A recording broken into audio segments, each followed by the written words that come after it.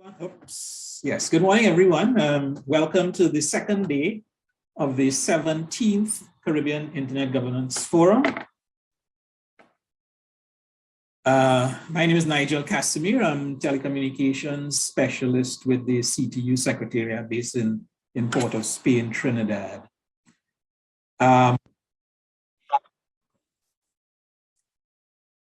Yes, so you just got the recording in progress message. So we are really in getting off to our day's proceedings now. Just 1 second, please.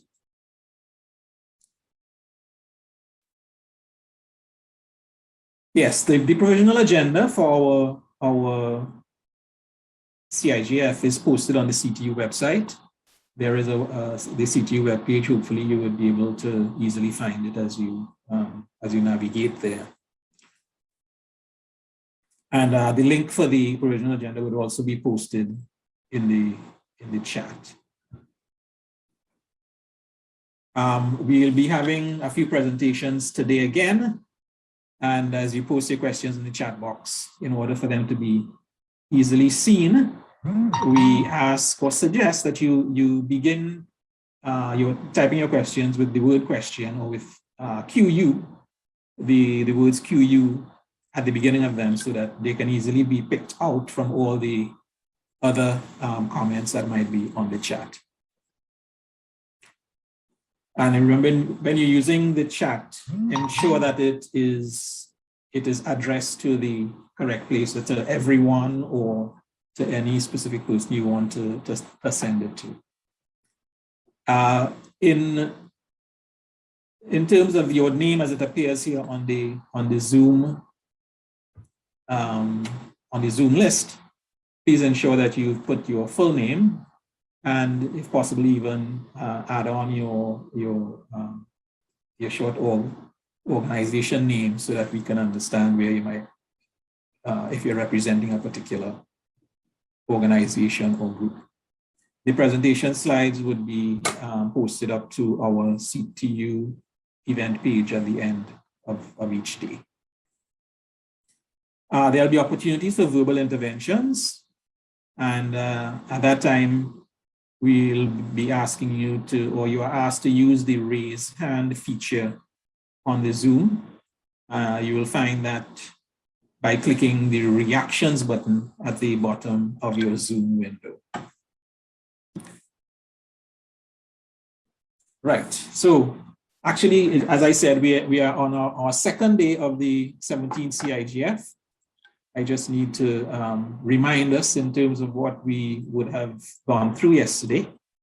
And on that first day, we really had greetings from our supportive internet organizations in the Caribbean, ICANN, ARIN, LACNIC, and ISOC, as well as greetings as well from the UN's IGF Secretariat based in Switzerland. We had the head of office, Mr. Chengetai Masango, as well as a further presentation on some details of the upcoming 16th UN IGF in December in Katowice in Poland. From that presentation was made by Ms. Ania Gengo. We had also reports from our regional Internet Governance Forum, in particular from Trinidad and Tobago IGF and from the St. Vincent and the Grenadines IGF. And additional supportive information from Kevin Swift of LACNIC and Tracy Hackshaw from TTIGF on inputs that can be made to the UN IGF upcoming, particularly related to work of the Dynamic Coalition on Small Island Developing States, and also on a plan to create within the UN IGF a LAC space, a space for Latin America and Caribbean,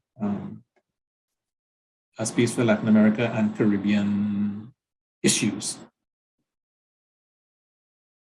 In the afternoon yesterday, we actually had 2 workshops. One focused on the Caribbean Internet Policy Internet Governance Policy Forum, framework, not forum. Internet Governance Policy Framework. That's the document that we have compiled from the work of this same CIGF over its 16 to 17-year history. In doing so, we did focus on the main priority areas, the 6 main priority areas, and started getting some specific feedback from the CIGF collection who were present yesterday on that. Very important to note as well is that we, I don't want to say introduced, but certainly reminded folks of the existence on the CTU website of an online discussion forum. There is a specific online discussion forum for internet governance matters. And in that forum, there are different discussion threads, one of which is specifically related to this Internet Governance Policy Framework document. So you are invited to register yourself on the forum on the website so that you can submit comments and inputs to the updating of the policy framework document. We ended off yesterday with a discussion among the internet organizations in the Caribbean, the ICANN, LACNIC, ARIN, and ISOC, on enhancing Caribbean internet research data and measurement for development. So we talked about how maybe we could make available to researchers in the Caribbean and policymakers in the Caribbean current, updated statistics and other general data about the state of the internet in the Caribbean. And they talked about plans in train to start issuing more Caribbean-specific data from as early as fourth quarter of 2021, and then on a progressive schedule thereafter. So we found out a good few things yesterday about developments in train, and today we are going to hear this morning on a matter that was mentioned a few times yesterday. How do we improve connectivity in the Caribbean? We are going to have the first session this morning is going to address issues of affordable and meaningful connectivity. And this issue of meaningful connectivity is a concept that has been specifically championed by a group called the Alliance for Affordable Internet, or A4AI. And A4AI is an organization that the CTU recently formed a collaborative arrangement with. We signed an MOU to work together for the development of the internet use and reach in the Caribbean specifically, because, well, that's the CTU's focus. But A4AI is works globally, and they have researchers around the world working together in this area of affordable and meaningful connectivity. So we'll be privileged to hear from A4AI this morning in the first session. And they've lined up really 4 presenters for us. I'll just introduce them. So they will be presenting their innovative policy proposals for us to consider when we are developing our strategies for inclusive digital development. The presenters are led by Mr. Yassine Keladi. And Yassine is the coordinator for Latin America and the Caribbean for A4AI. And he'll be supported by 3 of his colleagues. One is Ana Maria Rodriguez, and she is a research analyst. She'll be talking about affordable, meaningful connectivity and device availability. You'll also have Ms. Muthoni Murithi. She will present a framework for mainstreaming gender in digital policy. And Ms. Natalia Kodish, she will be giving us a preview of some of their latest research on universal service funds. So I see Yassine present, and I see they seem to be all set and raring to go. So Yassine, I'll introduce you now. Go ahead, and you will manage and introduce your colleagues at the appropriate time. So yes, Yassine, the floor is yours. Hi everyone. Thank you very much, Nigel, and thanks to the CTU and the Caribbean IGF organizers to manage for us to have this space to present a few ideas and discuss their relevance and their usefulness for the Caribbean stakeholders, which I'm part of since at least 25 years.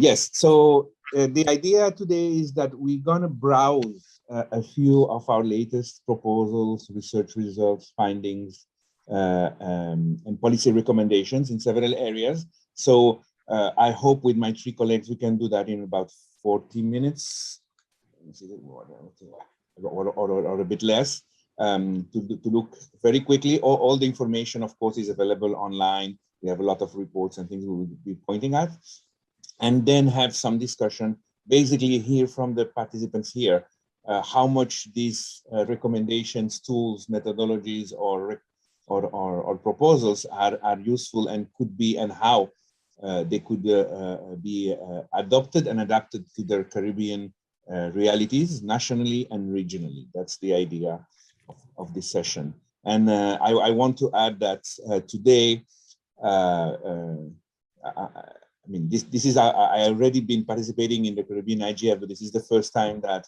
we're doing that in the framework of CTU having joined the alliance, and when we have signed an MOU, an agreement, and collaboration agreement.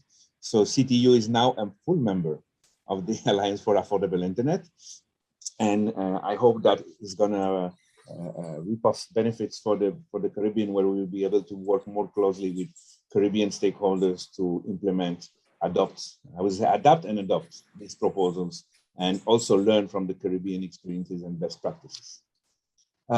So the agenda, we already done some team introductions, so I'm not going to take time for that. I'm going to do a quick overview of what we do at F4AI. I believe not everyone is familiar with F4AI. So I'm going to present what we do globally. We're going to overview a few of the latest proposals, the affordability reports 2020, the new affordability targets that we are advocating at the global level, meaningful connectivity. Last year, we already presented to the Caribbean in a couple of webinars, but I think it was limited number of persons who are become acquainted, but this is taking more and more importance in policy making in all over the world. Several countries are already integrating in their digital agendas and connectivity plans this concept. So we're going to look a little bit more. We have developed a new tool for measuring it. That is a survey tool that goes with the household surveys that ITU recommends. Anna is going to talk about that, and also about the device affordability report. Muthoni is going to walk us through the latest research and policy recommendations of the Women Rights Online Network, which is around how to mainstream or mainstreaming gender into digital policy and why is it important and how to do it.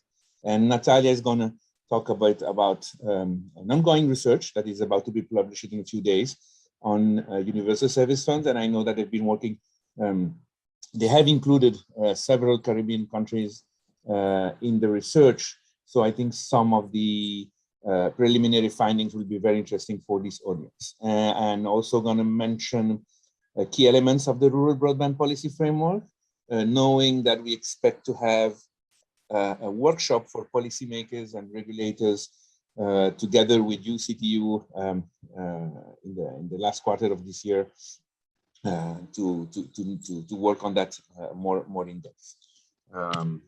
So, okay. So I'm going straight. I suggest, yes, that we write questions. If you have questions and remarks, we can either wait at the end of the session when we're going to do the discussion, or if you want to just put the questions there, both CTU team and my team will be looking at that so we can, get the answers or open a discussion on the issues that you are going to raise on the chat. So what is the Alliance for Affordable Internet? We like to say that we are the broadest technology sector alliance. We have about 100 members who are working together to this goal of lowering the cost of broadband to achieve universal, affordable, and meaningful connectivity or access. And how we do that transforming policy and regulatory frameworks. As I said, and you see here, I put it in the center, CTU is one of our latest members. Welcome CTU to the Alliance. And I hope this is going to be a great partnership for the region. So we have universities, private businesses, governments, research institutions, all of that conforming the Alliance that have endorsed also a set of good practices. I'm not going to go through these principles and good practices, just so you know that it includes at its core the principles of internet freedom, of rights of expressions, association, and a set of other key elements that, in fact, we reflect in our research and proposals. I'm not going to go through all those. They are here in the presentation and you will be able to browse it. They are also on our website. Just to say that the Alliance for Affordable Internet is coordinated or hosted by the World Wide Web Foundation, which has been created by Tim Berners-Lee, the inventor of the web. And it's part of its core missions to deliver digital equality and have everyone connected to everything all the time and everywhere. We have three main streams of work. One is research, one is country engagement, and one is advocacy. For the advocacy, you might know that today, when we talk about affordability, the proposal is what we call the 142. So the reference for defining if the country is affordable or not, if broadband is affordable in a country, is the 1 gigabyte entry package available for 30 days. That should be no more than 2% of the average income.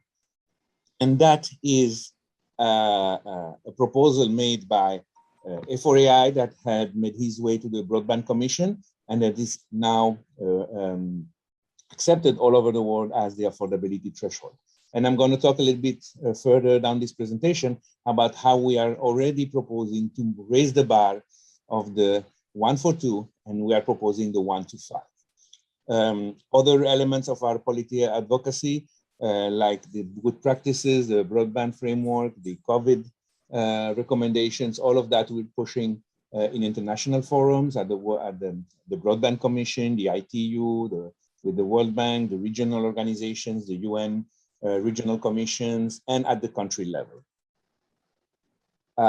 In terms of research, we have a very abundant set of research products that you can also browse in our website. That goes from, of course, our flagship report, that is the affordability report. We have recently published something on sustainable, research on sustainable access. That's the impact on broadband deployment on the environment and how to lower the carbon footprint of broadband expansion. We have research about mobile quality of service in low and middle income countries, about the device, about gender impact, about the impact of taxation, about how banks can develop plans to close the digital gap, etc. So a lot of these are published in the website together with the ITU. This year we have published the 2020 prize baskets. It's a new development and we have partnered with ITU to publish this. It's available both on our site and ITU website. And you can see that we have information about different kind of prices related to mobile and to fixed broadband also. And you can browse on our website. You see on the bottom of this slide you can go to the website and then also find that information related to the income and for the different packages of mobile broadband. So that's the mobile broadband data set that we have online. You can also download. It's open data. You can play with it and insert it and mash it with other data if you wish. In every country that we work with, we form what we call multi-stakeholder coalitions. So here the process is as important as the outcomes. And I have to say that, especially as we are in this IGF, where we expect to have people from all the sectors, it's very, very important for the success of digital inclusion policies that from start we engage with civil society, private sector, research, and government. And when I say government, not just the Minister of ICTs and or the telecommunications sector or the regulator, but also all over the government. We have to include those who are in charge, for example, of the finance and taxes. We have to include those in charge of education, health, SMEs, and all the sectors all together. So it's multi-stakeholder in the sense of private public, but also within the government.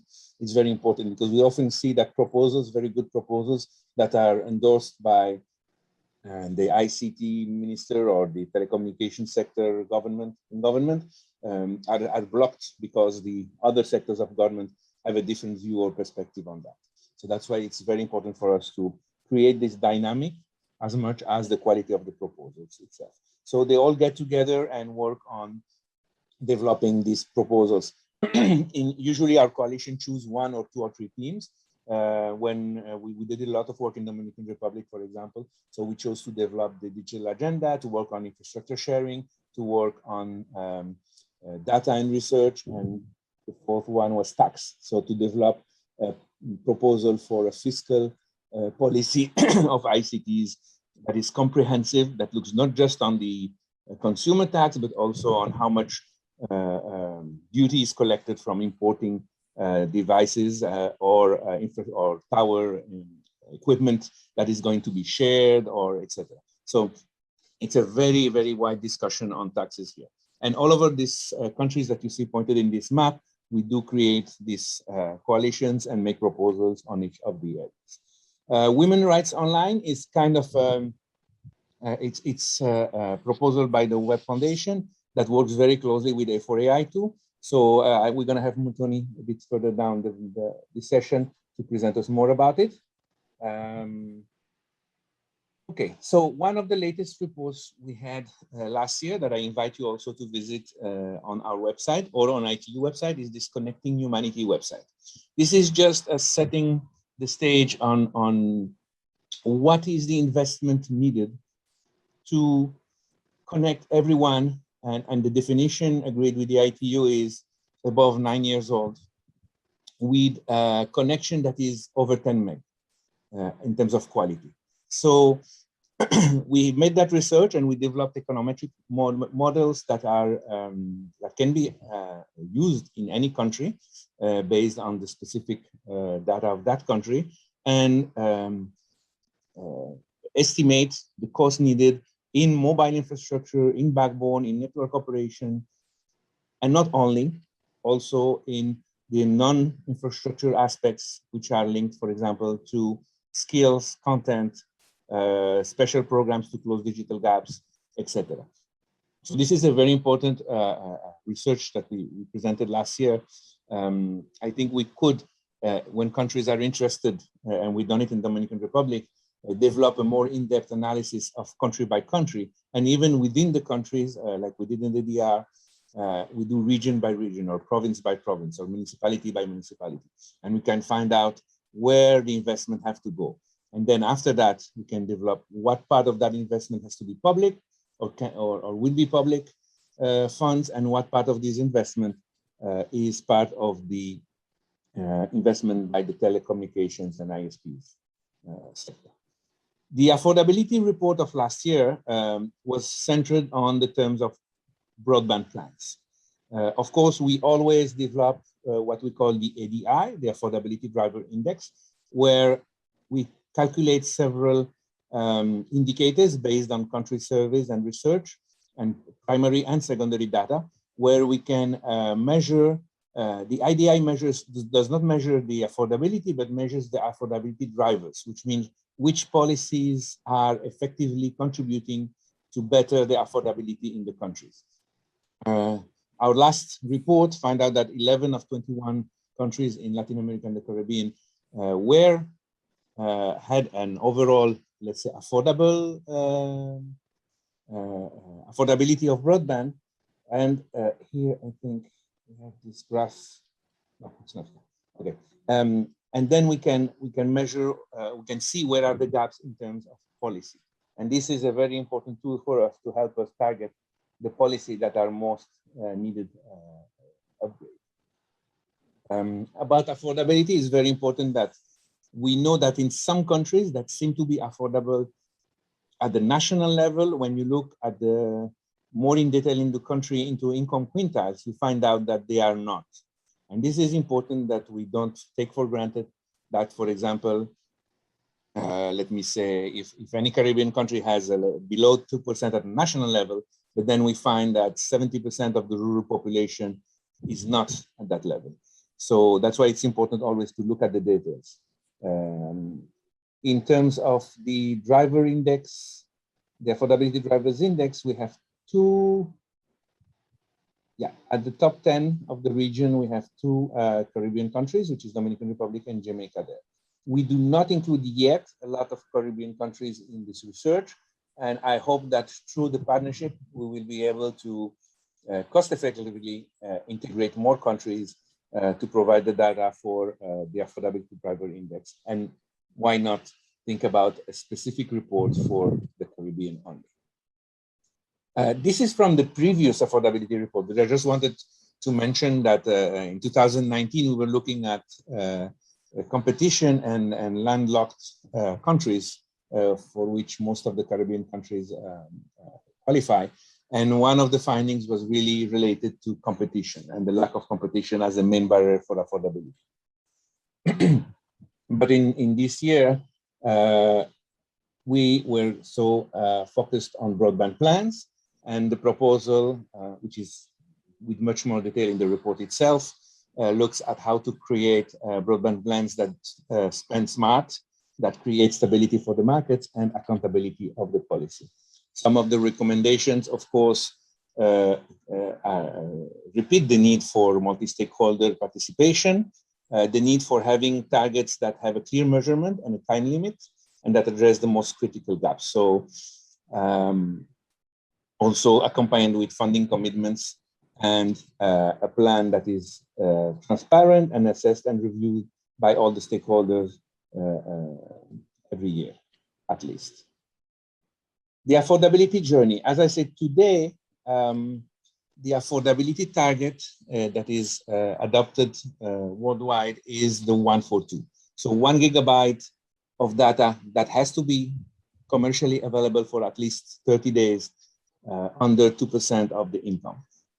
And that is for us, I mean, we've been working on that for now, I think, 4 years with that target. So we are now pushing and proposing to raise the bar.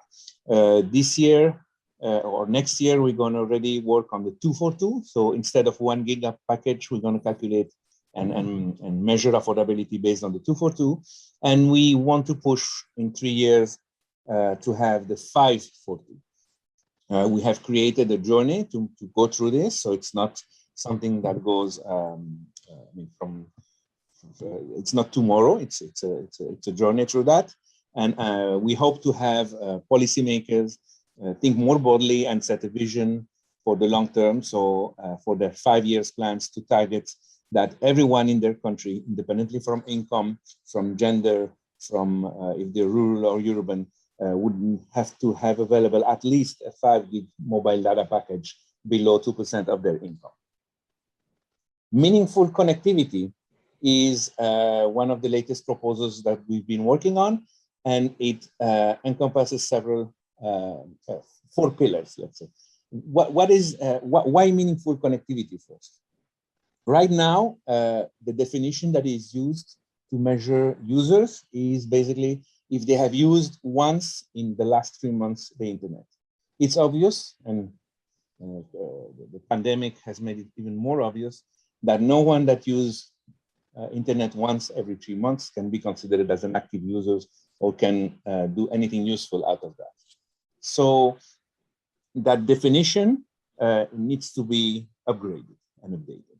And our proposal is to go through this meaningful connectivity definition. And so instead of the target being I connect 80% of my population, is I meaningfully connect 80% of my population or 90%. That definition, of course, has to be relevant, measurable, based on evidence, responsive to gender, and promote a vision of open access. So no limits to access or shutdowns, etc. We've come with that definition with 4 pillars.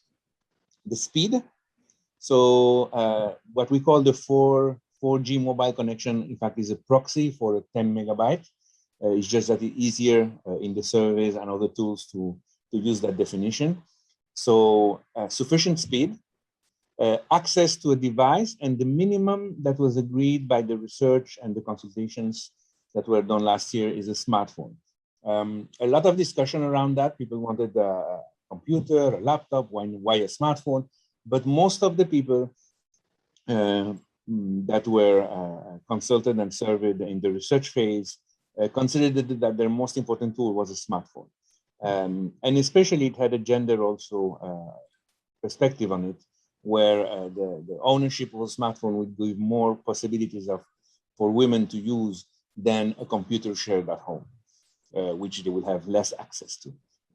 Also the multimedia, the fact that they can take pictures, create content, easily share, use all the social networks tools, etc., to do not only to socialize but also to sell things or whatever they need to do, access government services, all that. So the smartphone was really used as the base, but it's not a limit. It's not that they just need a smartphone, but at least a smartphone, and hopefully a smartphone, a computer, and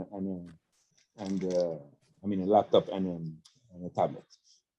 Unlimited data, at least at home or at work or in a public space, a public access, they should have unlimited data access somewhere to be considered to be meaningfully connected, and they should be able and using daily the internet. So that's our definition, and that we are proposing, and some countries are already measuring. And I'm going to ask Anna to take over here on the definitions and how to measure and what's the impact of measuring. And I think there's a very interesting gender, especially for the Caribbean, where we think that we don't have a gender gap in access and connectivity. I think that MC is going to bring a new vision on that. Anna, the floor is yours for the next 10 or 15 minutes. Thank you, Jacine. Hello, everyone. It's a pleasure for me to be here today, and I will be talking about measuring meaningful connectivity and a bit more about as well affordability of data and devices as well. So next slide, Jacine, please. Thank you. Yeah, so as I was saying, my presentation will be divided in sort of 4 parts. First, building on what Jacine explained about meaningful connectivity, I will go deeper and explain why it's important to measure it and what's our proposal. What questions are we proposing for countries to include in household surveys so they can measure it.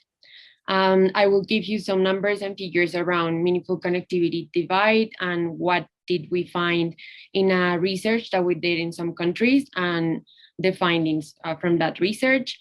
And then talking more about the affordability of data, we will look into some figures as well of some countries of the region and how are they doing in terms of mobile data affordability for the different targets that we have set now, 1 gigabyte, 2 gigabyte, and 5 gigabytes. And then lastly, we're very proud to present as well some new data that we have collected for this year on device affordability. This is just, we haven't released that report yet. We just got the data ready to share, and today we're going to share it with you for the Caribbean. Yeah, next slide, please. Yeah, so just like to have that in mind, what Jessine told us, our meaningful connectivity targets are 4. The first one is around the speed. So we use this proxy of 4G mobile connection to understand how fast is the connection that people are having. Then if they are having a smartphone or not, or what type of device do they own. Our third one is about unlimited broadband having an unlimited broadband access point and to use internet daily. If those 4 targets are in place, we say that someone is meaningfully connected. Next, Jessine, please. So what we don't measure, you cannot improve, or you cannot work towards getting to that goal. So together with the target and the specific 4 targets and using meaningful connectivity as a policy tool, we also released a quantitative measures tool as well, and some recommendations for countries to include certain questions in their household surveys. So we have proposed 4 questions, and each of them is related to each of the indicators or targets that we have for meaningful connectivity. So the first indicator is MC1, and it's about if individuals with a mobile internet connection are having what type of technology are they using to connect. And the question that we recommend to include is what type of connection do you have on your mobile device? And this is to understand what the speed is that people are using to connect. And as I said, our recommendation is to ask if people are connected through 2G, 3G, 4G, and 5G, just because it's easier for people to understand those concepts and answer accordingly. The second question is related to mobile ownership. And the question that we recommend to include is something around the lines of which of these internet capable devices, if any, do you own? We make an emphasis on owning the device just because we consider that we acknowledge that people share the devices between each other, and that's a way of accessing, of course, but empowerment and meaningful connectivity comes when someone owns the device. This gives someone privacy and also empowers them more if they are owning the device. The third one is MC3, and it's related to having an unlimited broadband connection. And we try to analyze that by location. So the question that is recommended to include in the household survey is around the lines of the places where you access the internet, which of these connections are unlimited in how much data you consume. So we acknowledge as well that people connect in different places, and that, for example, children at school can be connected through an unlimited connection, and that's important to identify and include in the analysis, but also people connect at work or in public spaces or in libraries. So we want to understand where people are connected and if they have an unlimited connection in that location. And the fourth one is MC4, and it's about the frequency of internet use. What we want to understand here is if people are having a daily use of the internet. So the question around that target is how often did you typically use the internet during the last 3 months? And the options are around daily, once a month, once every week. So these 4 questions help us to understand and to measure and to collect data through household surveys and to really analyze it to understand if someone is meaningfully connected or not. So it's, as Jessine said, trying to go beyond the binary of connected or unconnected, or asking, have you used the internet once in the last 3 months? But really understanding what type of connection are they accessing, and if this connection is empowering, if they are able to attend class and healthcare services and do everything that they really want to do with the internet. When we measure this, we understand what people are experiencing when they connect. So we have done the exercise ourselves, and we have collected these meaningful connectivity targets in different countries, in Colombia, Ghana, and Indonesia. And we understood that you can see here that internet use, for example, in Colombia was around 80%, 84%. And then when we looked at it with the meaningful connectivity data and analyzing the 4 different targets, we found out that only 50% of the population are meaningfully connected. Similar in Ghana and Indonesia, the figures change a lot when you see just internet use, connected and unconnected. And it changes when you see meaningful connectivity, it goes down to 11 and 48% in Ghana and Indonesia, respectively. So we can see here that in all countries we have unconnected, but also we have what we call marginal connected people. And the idea is not only to connect the unconnected, but also bring that portion that is in orange to meaningful connectivity, which is in green. So the idea is to move all those dots to what we really want and what we really need, and that is meaningful connectivity. So people are not only connected or unconnected, they are also marginally connected, and that's not ideal.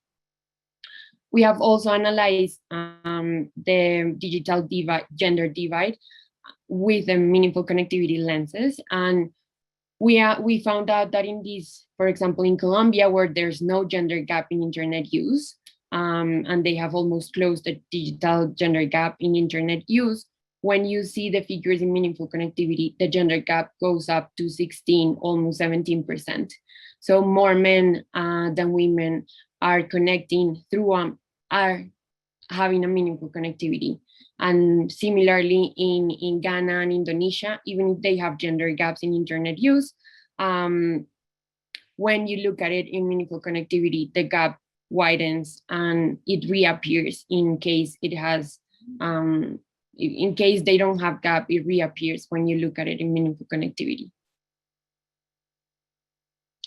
So now talking about affordability, just to understand data affordability, just to understand as well, where are we standing in terms of data prices? As Jacine said, we have been pushing for 1 for 2, so 1 gigabyte of data, of mobile data, for no more than 2% of the average monthly income of a person. But we are trying to raise the bar and include all the other targets in our goals and in our work. So we're not only going for 1 for 2, but also for 2 for 2 and 5 for 2. The 2% is staying, but now we're going to push in 2026. We expect that more countries have 5 gigabyte affordable for a large percent of their population. So looking at those 3 different targets, we can see that the countries, well, these are the countries that we have included in that data price for 2020. This year, we are collecting this data in partnership with ITU, and we have extended our coverage of countries. So we will be able to have more countries, more data of countries in the Caribbean for these 1, 2, and 5 gigabytes. But in 2020, these were the countries that we had.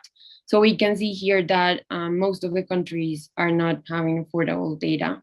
1 gigabyte, only Cuba and Dominican Republic have affordable data for 1 gigabyte. And this is only on average of the country. As Jacine said as well, if you look at the quantiles, this changes a lot, and maybe not all the population is accessing through an affordable mobile data plan. So Cuba and Dominican Republic are looking good in terms of the affordability. It's only 1.5% in Cuba that you have to dedicate monthly to buy 1 gigabyte of data. Similar in Dominican Republic. And when you look at 2 gigabytes, it's only Dominican Republic that has affordable 2 gigabytes of data for no more than 2% of the average monthly income, and it has it at 1.8%. And when you look at 5 gigabyte, none of the countries are there yet, and we encourage countries to go towards that goal.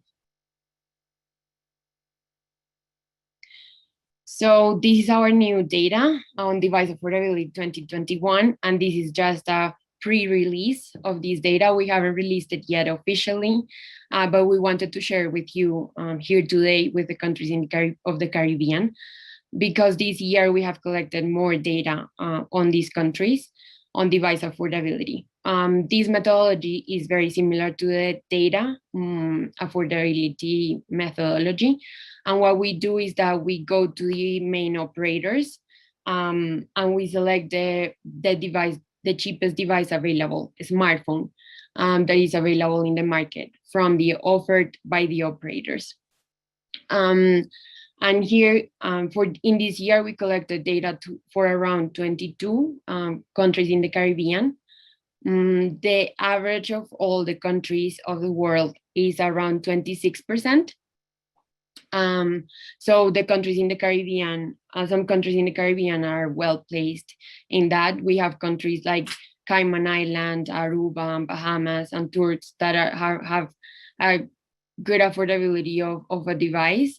For less than 5% of the average monthly income, you can access a smartphone in these countries.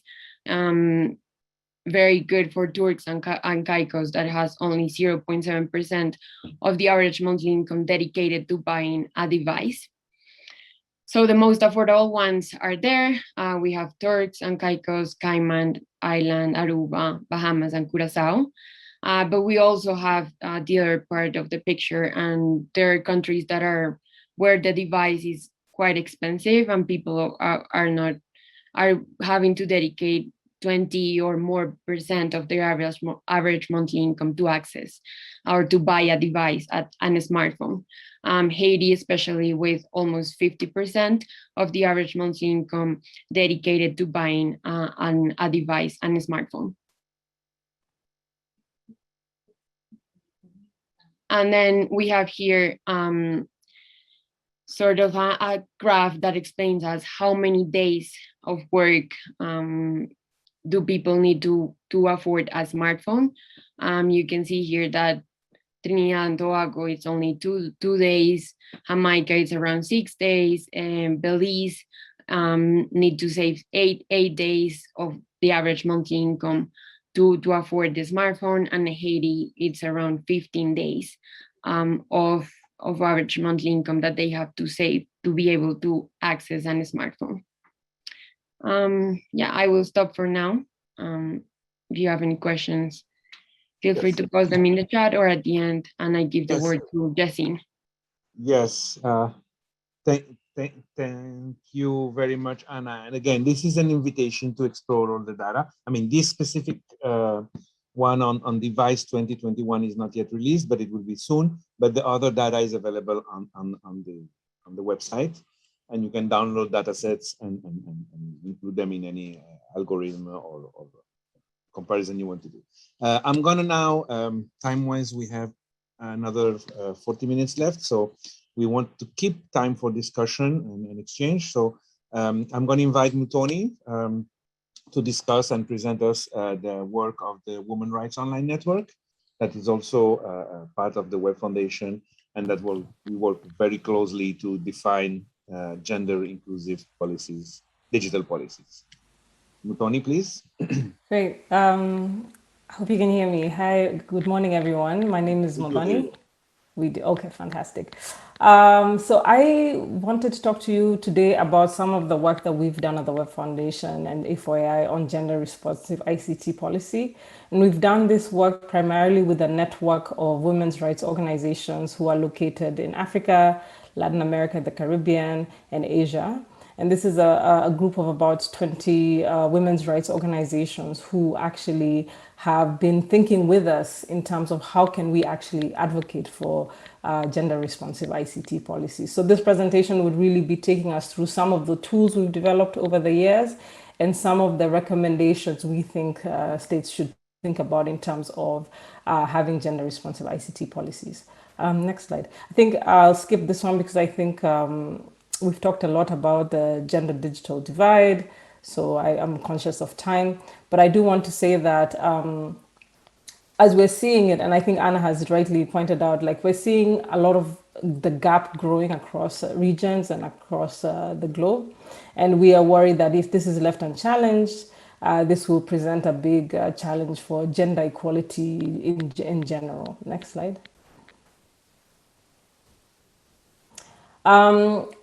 Anna has also taken us on the journey around meaningful connectivity. What I will add here is that beyond just looking at the quantitative data, it's really useful for us to really think about how people actually use the internet when they get online. So we do know that it's the gender digital divide is not only about inequalities in access to technology, but also how people are able to use the technology and the threats that this technology might pose to their rights, their safety, and their opportunities. So for us, digital equality means considering all these factors as well and building an ecosystem that serves everyone equally without replicating of existing social inequalities and oppressions. As has been pointed out, meaningful connectivity is one way to help us think about that. But also we really need to have analysis that helps us to understand the contextual realities for those who use technology, and in particular women, and understanding what are the key barriers that limit them, even when some of the goals are achieved in terms of access. What are other barriers that women have in terms of accessing and using technology to really improve their lives? The next slide. For the Web Foundation, we did do a report in 2020, which Anna has also indicated. And this report interviewed men and women across 4 countries. That was Colombia, Indonesia, Uganda, and Ghana. And this report really wanted to understand better what are the experiences of women online.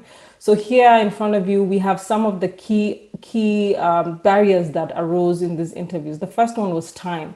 A lot of women said that they didn't have time, even when they had access, they didn't have time to go online because of the care burden or unpaid care work. And especially during COVID time, we've seen that care burden has increased for women. And therefore, the time that they have to actually go online and actually be able to use the technology to find information, access opportunities is quite limited. And therefore, for us, we need to think about when we are talking about barriers, we really also need to start dismantling these other inequalities that exist for women. The other thing that was noted was affordability. A lot of women cannot afford the devices, or even when they do afford the devices, they cannot afford the data bundles.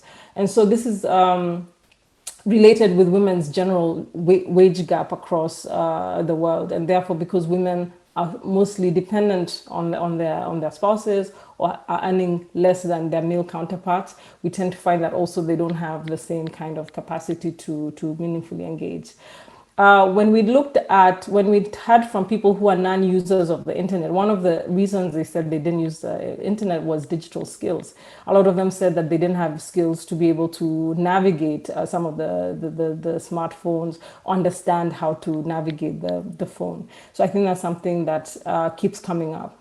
Another thing that came up as well was safety and security, and this is related to what women experience when they do get online. So a lot of online gender-based violence means that a lot of women are scared of going online, or when they're online, they're scared of speaking out and using the web in ways that would enable them exercise their rights or take up opportunities that are presented, because they are worried that they might be victims of violence online. And this, we are seeing that women are then opting out either from online spaces or choosing to self-censor themselves in terms of democratic debates. Another issue that came up with women more than men was data protection and privacy. As a lot of women remarked that they were worried about how their data is protected once they get online and how they can guard their privacy. And this is also linked to, obviously, violence and ways in which people can have access to information or their pictures, etc. So that's something that came out as a key barrier to women's participation online. Another thing that came up was relevant content. A lot of women said that even when they do get online, the content that they get isn't really relevant for them. And relevant content here also means it's not put in an accessible language for them. It isn't, they cannot access the information that they need to improve their lives, whether it's healthcare, information that they might need. So during COVID time, we found that a lot of women couldn't find easily the information that they needed in terms of accessing healthcare. I think the slide has gone off, Yasin. seen? Oh, yeah. And then the last one was social norms. And I think this is where research is really useful for us in understanding what are the other social norms that hinder and impact women's access to meaningful connectivity. And this will vary from country to country, even within the country, region, community. And these social norms are really, they're really important for us to understand in terms of how we start to shape policy to shift them. The next slide. So why is digital gender gap important? I think we can all agree that no one should be left behind. So I wouldn't belabor that point. But I think also closing the gender gap is a driver for a competitive digital economy. Obviously, it's critical to harnessing worldwide knowledge, talent, and innovation capacity for women and other groups. Women need to also access online information and services that are key to their daily life. So again, connected to COVID, we saw that because of the lockdowns that we have experienced globally, lack of being able to go outside to get information, the web became a lifeline for many in terms of getting news, getting information about their relatives or health, etc. And therefore, we see that this is really key in their day-to-day life. And then also women's knowledge and experience should be equally recognized and included in the infrastructure systems and in online spaces. So a lot of times we find that women aren't content creators. They aren't part of creating the content, are not part of creating the ecosystem that will inform how they access technology, and also that technology is not built with their particular experiences in mind. And so therefore we find that it in ways limits the ways in which they can use this technology. The next slide.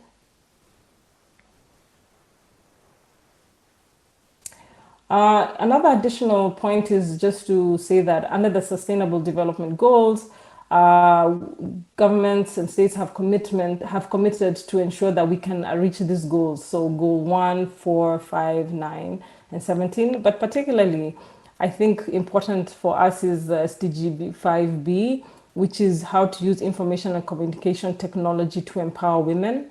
The importance of being able to provide universal and affordable internet access by 2020, which we're a bit late.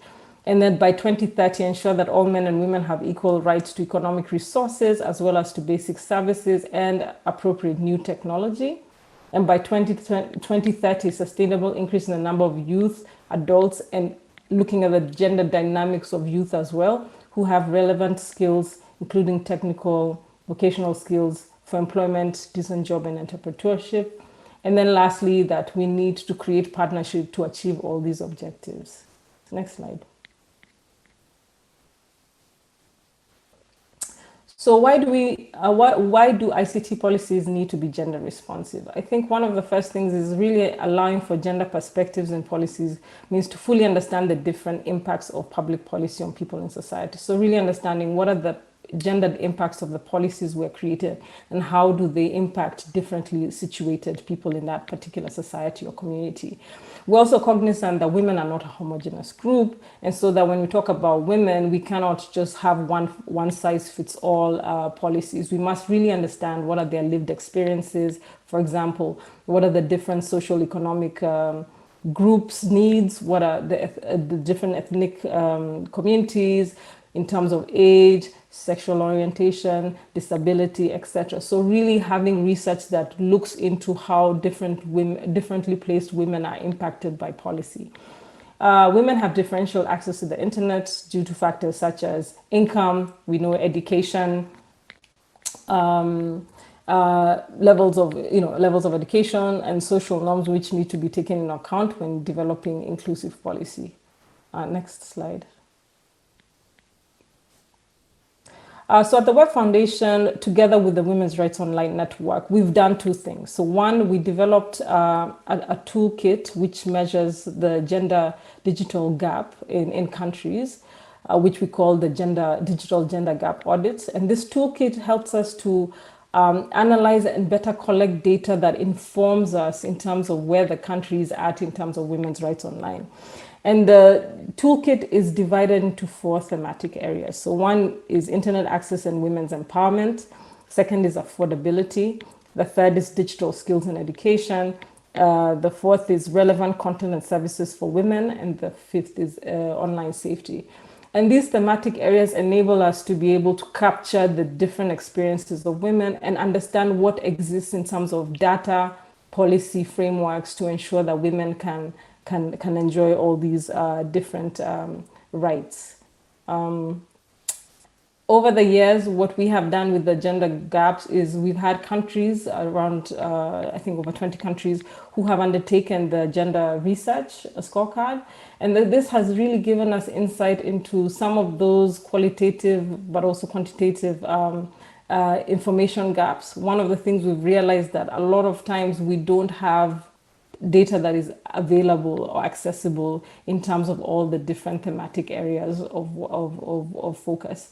And this is an area that I think for the Caribbean, we are currently undertaking a gender scorecard for Jamaica, Trinidad and Tobago, where we hope to release in 2022. And this gender scorecard will really enable us to understand what are those gender gaps that exist in these particular regions, and therefore what kinds of policy recommendations will be needed in terms of improving the gap.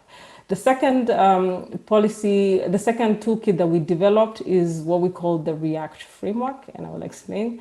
So the REACT framework is really a policy that enables us to think of how we can develop policy that actually tackles the problem of the gender digital divide. So REACT stands for rights, education, access, content, and target. Next slide. So when we think of developing policy, we must think of what are some of the key questions we must ask ourselves as we're developing the policy. So the first one we asked is rights. What are women's rights online? So make the internet safe and empowering for women and girls by protecting online rights, including safety and privacy. So for example, are there enough protections that protect women from online violence? Is there strong data protection laws that exist or that need to be placed? Can women exercise their right to freedom of speech and opinion? And so ensuring that the policy does look at women's rights from an ICT perspective and ensure that those rights are guaranteed in any policy. The second is education. So ensuring everyone, especially women and girls, have the opportunity to improve their digital skills and information literacy so they can access and evaluate information and use the internet in their fullest potential. So this means that governments have to think of how can we put together education curricula that really provides the kind of education that will enable women and girls, especially young women, to really use the internet for their full potential. The other one is access. And I think I won't belabor on this because Yasin and Anna have already talked about it. But the point here is really how do you develop more public access solutions? How do you create options for subsidized basic data allowances focused on women, meaning that women can be able to afford the web?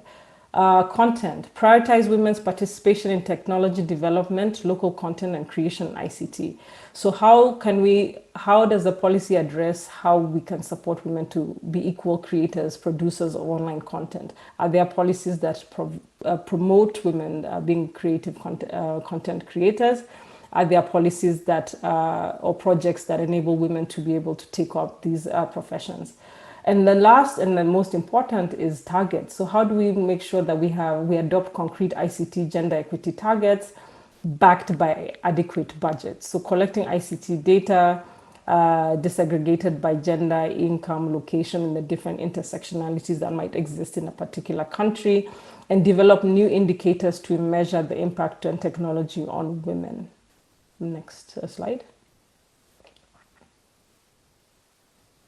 So using the REACT framework, a number of countries have started to put together gender responsive ICT policies. So you can see from the slide there. So in Senegal, the Senegalese digital plan included a high-level commitment to mainstream gender in the broadband policy decision. They've also set clear targets of 33% rate of use for e-commerce and public services by rural female population by 2025. As an example. In Costa Rica, on the other hand, we have a national broadband plan in Costa Rica, which includes women's access as a core component and sets goals around supporting women's online and entrepreneurship within the plan targets. And in Thailand, whereas they don't have a particular gender target in the national broadband plan, They do have a women development strategy, which includes promotion of women's access, training, and use of internet. But however, despite the examples that we've seen, globally, we see that there's a lack of gender desegregated data. And that means that policies are not well informed, but also we also see opportunities in terms of how this data can be generated. So for example, using innovative online advertising data can provide a way to fill up the gaps that currently exist in particular countries. Next slide. So I think using the REACT framework, one of the things that we advocate for and our partners have been advocating for is to ensure that, one, we involve gender data experts in policy planning from the get-go. Oftentimes, there's a disconnect between those who are developing ICT policy sometimes, or the gender colleagues who are working on gender mainstreaming. So making sure that that is at the get-go. We need to make sure that we're collecting and using gender data to inform gender responsive projects design and implementation. We need to ensure that we have time-bound targets to achieve gender equality in accessing in all areas of policy.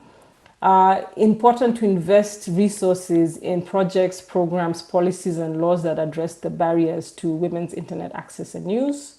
And I've highlighted there the different barriers we've already identified before. The next slide.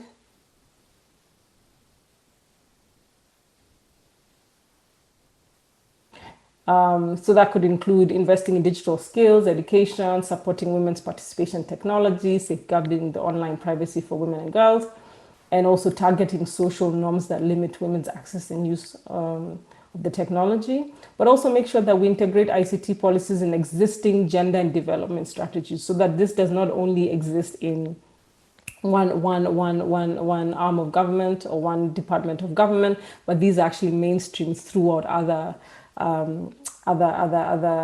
strategies within government. So for example, education, health, agriculture, etc. But I think most importantly, and I think Yasin started with this point, is like break the silos through gender responsive policy making. So making sure that everyone is involved, whether it's private sector, government, civil society, in ensuring that we have really gender responsive policies that speak to women's lived experience in a particular context. So I'm going to stop there. Thank you. Thank you, Mutoni. Great presentation. Thank you very much. And I think it's a lot of bells might have ringed around the audience. I hope so.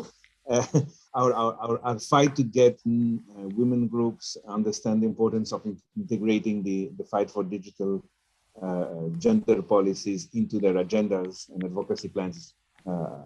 We've been fighting for this for years, and we have a lot of material here for that. Next, I'm going to introduce Natalia, my colleague Natalia Foric, who's based in Brazil and who has been recently leading a regional study on universal service funds. And I know that they have focused their research in several Caribbean countries, and we have the privilege and the honor to get a preview of that research. There is no presentation, just Natalia herself. Welcome, Natalia. Good morning, everyone. Thank you to everyone that is with us today. Special thanks to Nigel for the invitation. I was just thinking that I have seen Nigel in Jamaica, in Washington, D.C., Los Angeles, and now I'm seeing him virtually, but hopefully we'll be able to have meetings like this in person again soon. We'll briefly talk about this joint study we are conducting with ISOC. It hasn't been launched yet. It will be launched soon, so I won't be able to cover all the topics we are addressing, but it's just to give you an idea of what's going to be about and some of the highlights regarding the Caribbean region. I think first of all, the study is about universal service and access funds in Latin America and Caribbean. Why is this important? I mean, I know that we have been talking about this for so long, right? For over a decade, but the need is still there. We still need resources. We still need to connect a bunch of people. And this is one of the main ways through which governments can support not only the deployment of infrastructure, but also policies at the demand side. I would like to ask you all to mute your microphones, please. So in the Caribbean, we have analyzed a few countries in the region: Dominican Republic, Grenada, Guyana, Jamaica, Haiti, St. Lucia, St. Vincent and the Grenadines, and Trinidad and Tobago. We conducted 56 interviews with private sector leaders, with civil society leaders, and with government officials. And we have in the report part on the legal policy and regulatory frameworks, as well as the financial information that is in each of the funds. We have information on what types of projects are funded. We have information on the recent developments, and we have a bunch of recent developments across the region. And in the end, we have some actionable recommendations.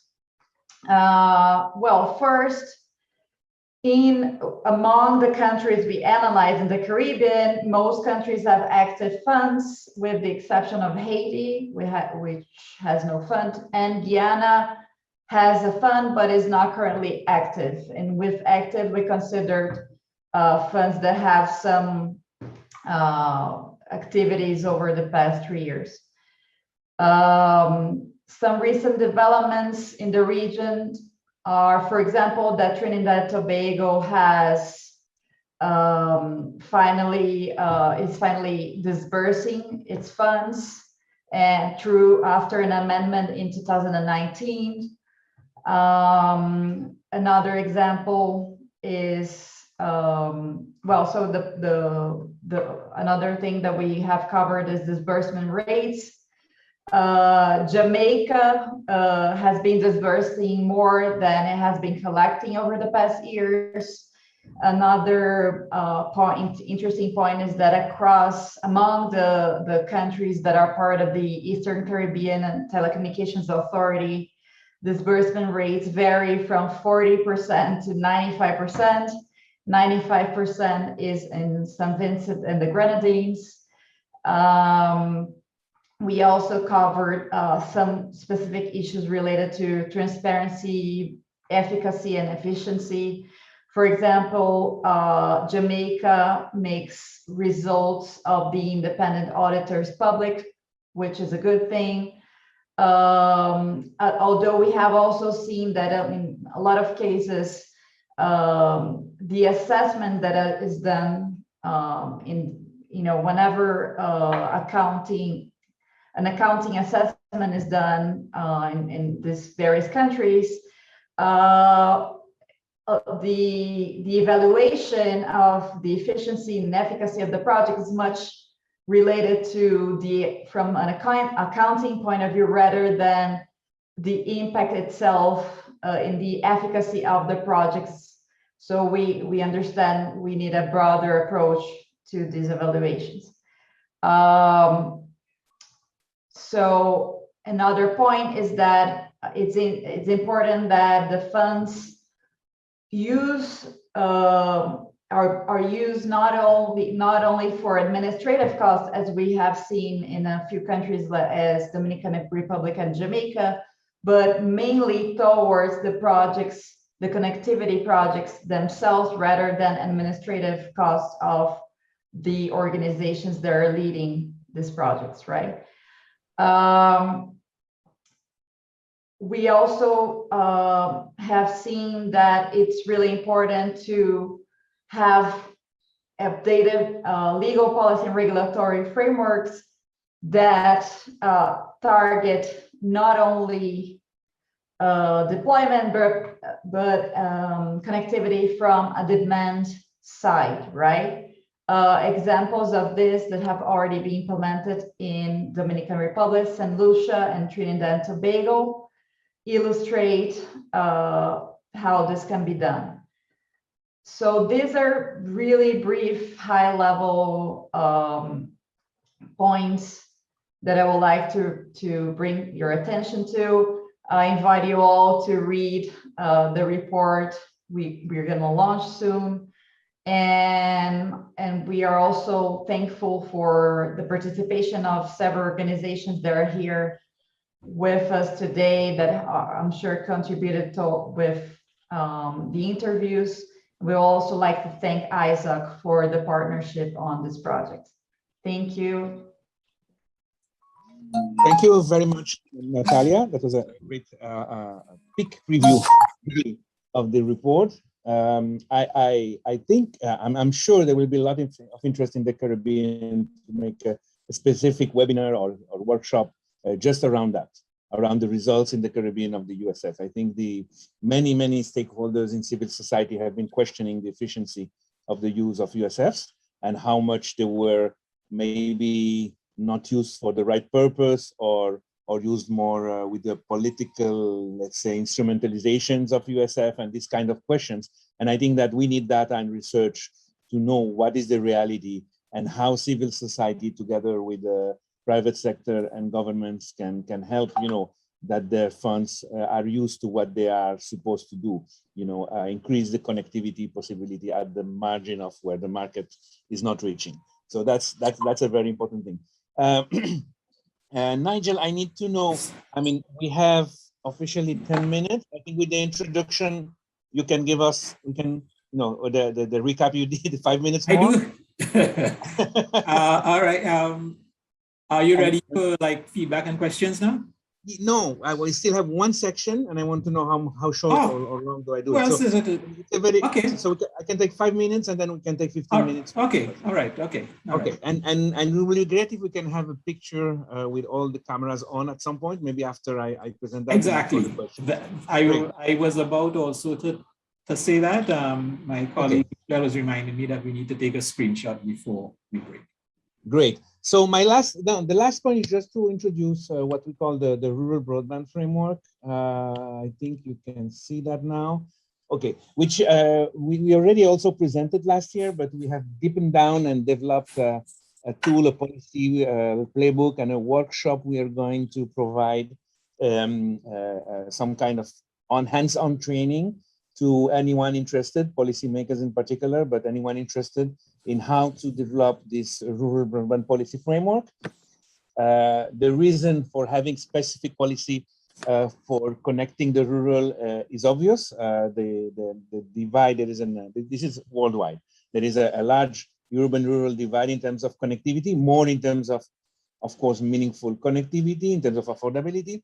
And and the dynamic between social and economic development and connectivity is obvious. The more poor you are, or the less developed areas have less internet access or less quality of internet access, and that widens the social economic divides also. So the relation between economic, social, and digital divides with this urban-rural lens is also very important to consider. That framework has 8 areas of intervention where we propose digital policies to be differentiated. So you don't treat an operation in a rural area the same way you treat an operation in a urban area. And that relates, for example, to spectrum, that relates, for example, to taxing, that relates, for example, to authorizations and providing all the rights of ways and other administrative processes that they have to go through to deploy infrastructure in rural. Spectrum can be tendered with different prices for urban rural. Infrastructure that is shared in rural areas that will drive the price of bringing connectivity can also be treated differently in terms of, for example, the fiscal, the taxations, all that. So we have these 8 areas where we look at what can be done differently, to ensure that the rural areas catch up in terms of access and connectivity and affordability and meaningful connectivity. I'm not going to go to all that, just to know that we want that policy to be gender responsive, to use evidence, to be comprehensive, so to address both offer and demand of connectivity, to look at also innovative models, like we can provide a new kind of licensing frameworks for community networks, all this kind of thing, and to be sure that we bring the same quality. We do not want second-class citizens living in rural areas. We want the same experience, the same quality, and the same affordability in rural areas as some enjoy already in urban areas.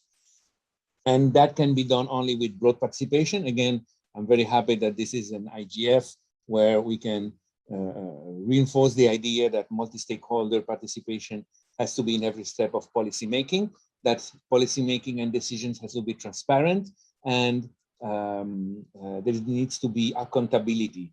It's not just that we do a policy and it's gone, but really the policy implementers have to be accountable, especially for these rural areas. So this is all the 8 areas, this very specific elements for each area. I will keep them in the presentation that will be shared, but I will not go through them now. So we don't take time for the discussion. And I'm going to jump to the few questions that are just starters, or questions to spark a discussion. We really would like to have this as an open discussion from now in the next 15 minutes. So of all these elements, we talked about affordability policies, about meaningful connectivity, about device affordability, about gender perspective, about rural broadband. Which of those do make sense to you? Which you think could be adopted and implemented or advocated in the countries where you work? We want to know how we can broaden. I know that in the Caribbean, we have Caribbean civil society is often a few organizations and people that are already attending a lot of different issues, from violence, gender, climate change, whatever. And then adding this digital for many of them does not seem very important, but how can we work to convince the broader civil society in the Caribbean that these are issues that will impact what they do, and that they won't reach their, education, health, climate-related targets if they don't integrate, the digital, let's say, empowerment as part of their own policies, agriculture, small farmers, women, youth at risk, whatever. For all of that, you can use digital. How do we convince them? How do we bring them into this arena? I think, and now that we're talking, there's another session on digital IDs, and there is the issues of privacy and all that. This will impact everyone, and it's not just a matter of us on the ICT or /digital sector. We need to have all these others come and have a say also, and be part of the conversation. How do we do it? How do we build this effective intersectional collaboration framework? That's a question I have for you, the participants in this panel, and I hope we can discuss a bit that now. But first, what? Okay. Yeah, just before we get to that, let me also say that there were a couple of comments that came in on the chat complimenting the presentations and so on. Soledad initially suggested that we also need to measure digital divide in education. And I have a question too from Shunan Osepa, specifically related to device affordability. He was asking, did you also look at the brand of the device, or that it just has to be a smart device? Was there any distinction in the brand? Yeah, we looked at. Thank you for the question, Nigel. Yes, we looked at the brands, and we have a whole data set with all the brand, and yeah, so we do have that. We will release that when we release the whole data set, and you can look at what brand is it, what as well. We collected a couple of other data points around the specific type of the device, and so yeah. Okay, I have a question too about the meaningful connectivity targets, and they're being refined, and as we go forward, well, first established and then being refined as we go forward. Of course, the way they're being refined is like demanding more value for money from the operators in terms of more data, but keeping the price cap at 2% of income. Are you getting inputs from the operators in evolving these targets, and are you getting any pushback from them? Because they no doubt are going to say, well, you want more data, you want faster speed and so on, but if prices are not to move, you know, it might be cutting into their margins and so on. So I'm asking whether there is any feedback from the operators on some of these things.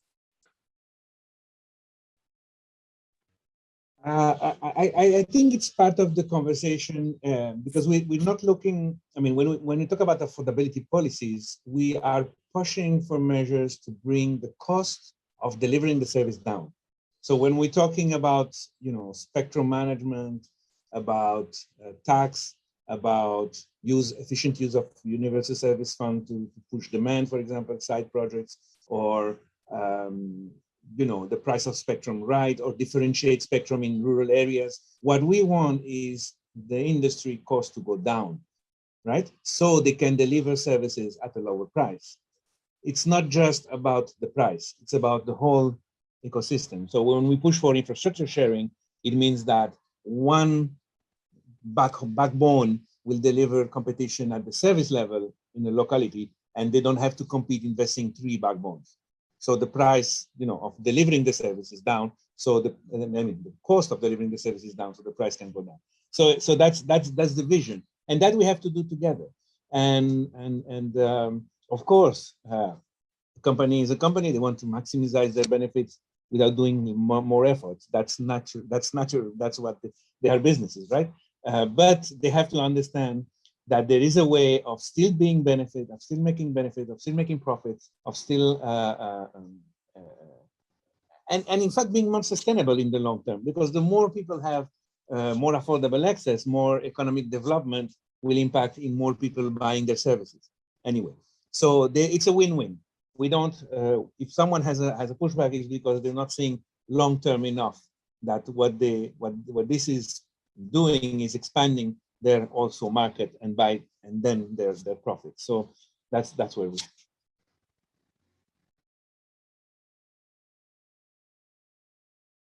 I think you're muted. Yes, I'm muted.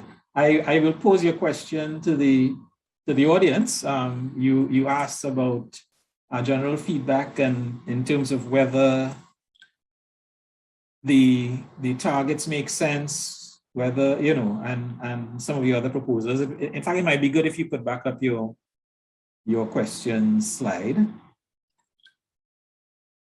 and that might stimulate some feedback. And so, audience, you are encouraged to respond. You can either put something in the chat or raise your hand, and we'll try to accommodate you.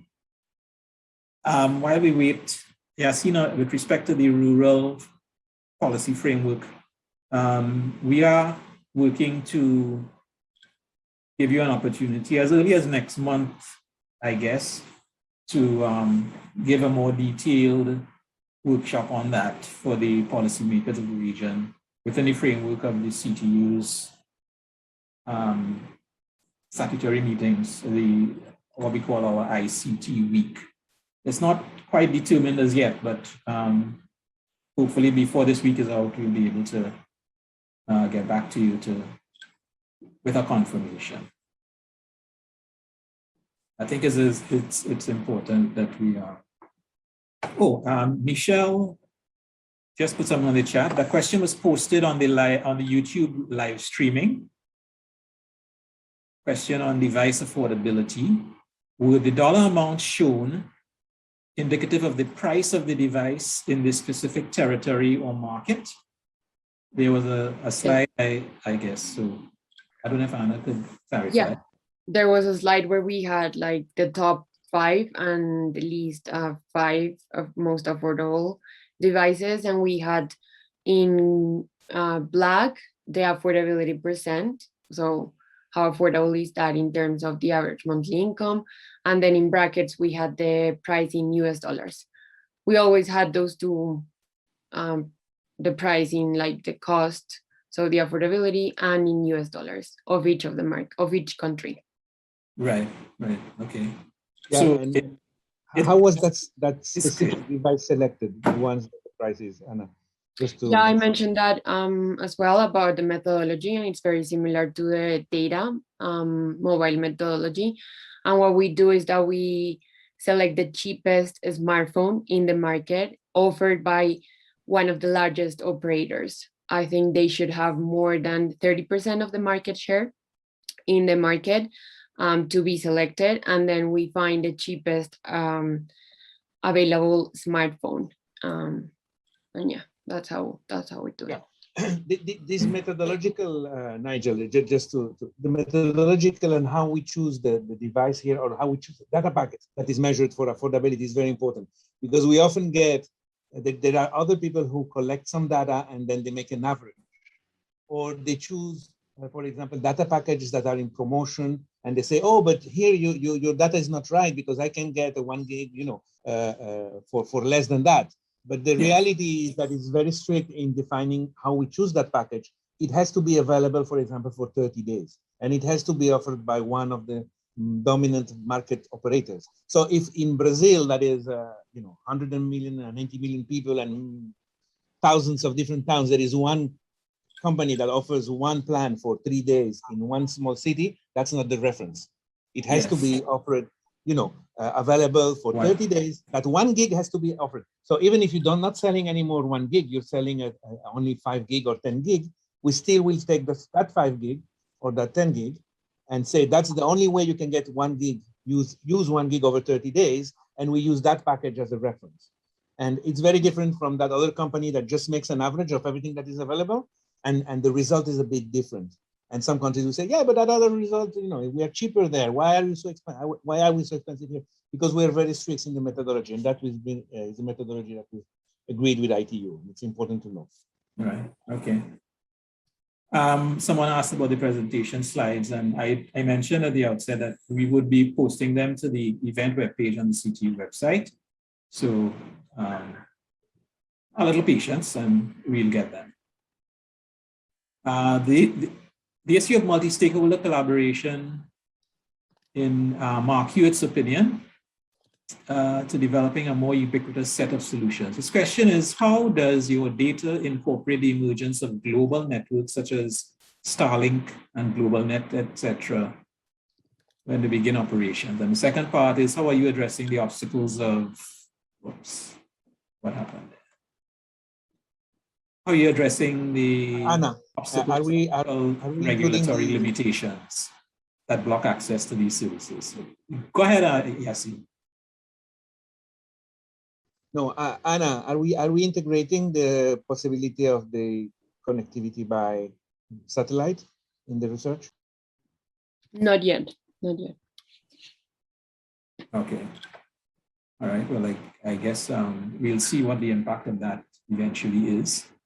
And so that I'd shared a couple of links related to. Yeah. And on Mark's last question, how we are addressing. Sorry. Hello? Yes, I'm hearing. Okay. I said that how we are addressing, this is really a matter of national legislation. So our recommendation is that those multi-stakeholder coalition, set that need to set the right framework to be able to use cheaper methods. And it's not only about, satellite. Right now, we have a big discussion ongoing in many countries in Latin America about the 6G bands. Should it be used for 5G IoT, or should it be used to provide wide, Wi-Fi networks? And there is a battle between, there is a discussion between, operators that want that spectrum and others, and I think somewhere also satellite operators have a say there. So all these is, we look at the greater public good possible, whatever solution that is, and we push for stakeholders to sit and talk.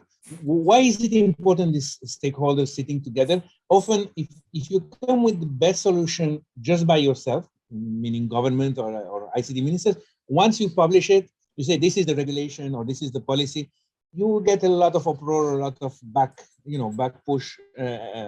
But if you have come out with the same solution in a participatory process, the different stakeholders, including the operators, would have chew already, would have, assimilated why this decision, why that was the best option for everyone.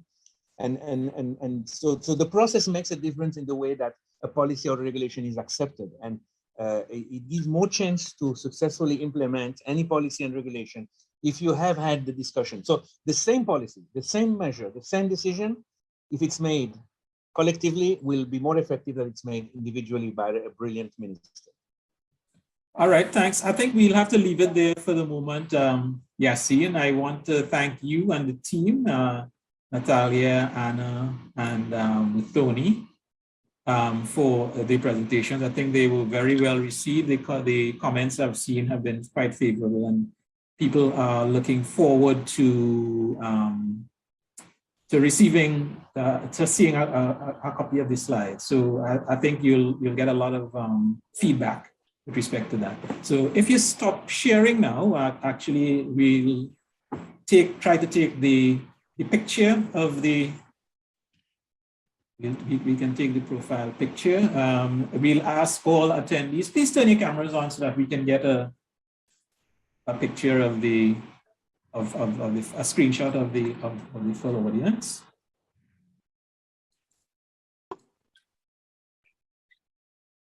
You'll appear at, I guess, both on CTU and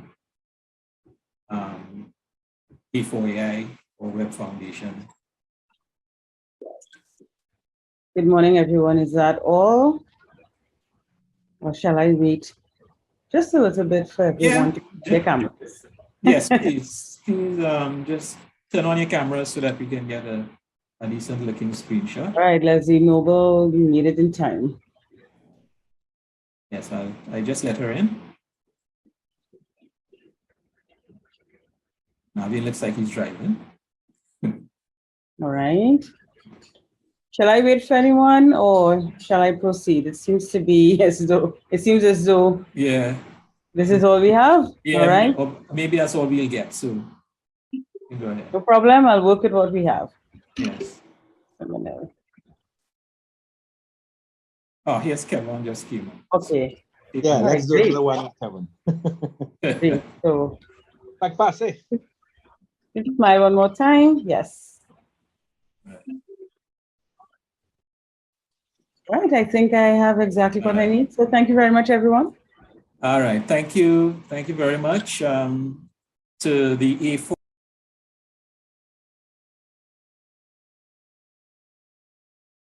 Nigel, you're muted.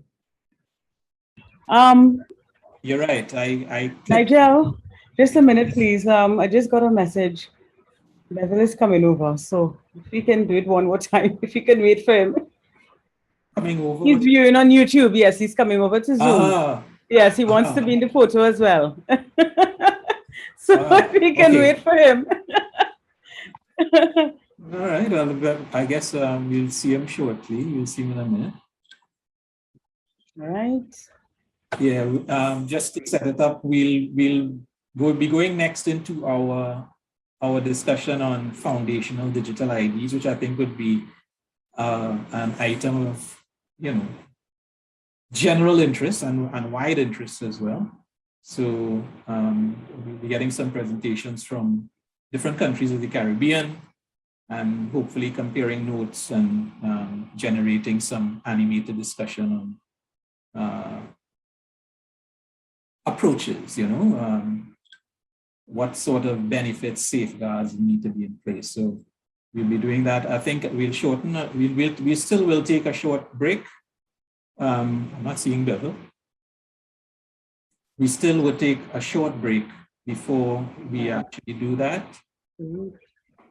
Here he is. Yeah, there he is. All right. And right, in Tariq too. All right, just wait for him to put on his camera. Yeah, we'll give people a comfort break before we. There he is. Great. There he is, finally. Oh. Nice having you. Okay. All right. All right, so we'll do this again. Yes. That was worth the wait. Put on your best smile, please. All right, I see there's a Gabrielle Johnson. Let me see if she wants Gabrielle, if she's joining. I can't tell. People might now be joining for Yes. the other session. All right, Gabrielle Johnson, if you wish, you can put on your camera. We're taking You're a taking a good shot. screenshot. Yes, screenshot. All right. So here we go. Put on that Yes. smile again. Okay. All right, I think I have everyone. Okay. So thank you very much. All right. Thank you very much, folks. Thanks to the AI team again. And you are invited to stick with us during the day as your schedule might allow. But right now, we will take a 10-minute break, which would mean that we come back at the start of the next session at about 10:50, about 10 minutes before 11 o'clock our time here in Eastern Caribbean. So break time. We'll be right back.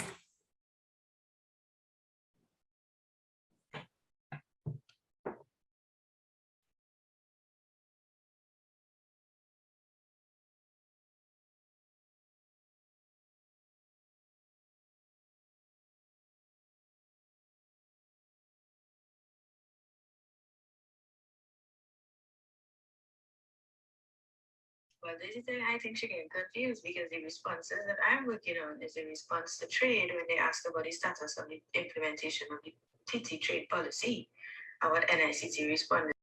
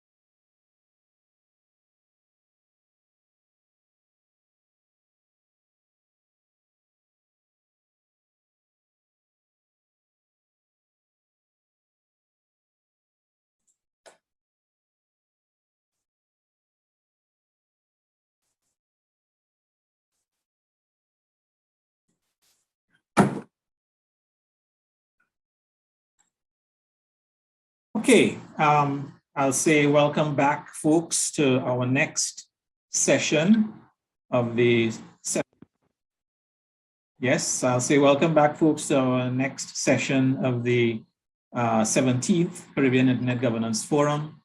And in this session, we'll be addressing the sometimes controversial issue of foundational digital identification, foundational digital IDs. Our intention would be to share national experiences and lessons learned, and see if we can identify opportunities for collaboration and harmonizing our approaches going forward here in the Caribbean. Taking us through this session, the moderator is my colleague from the CTU Secretariat, Mr. Junior McIntyre. He's one of our ICT consultants.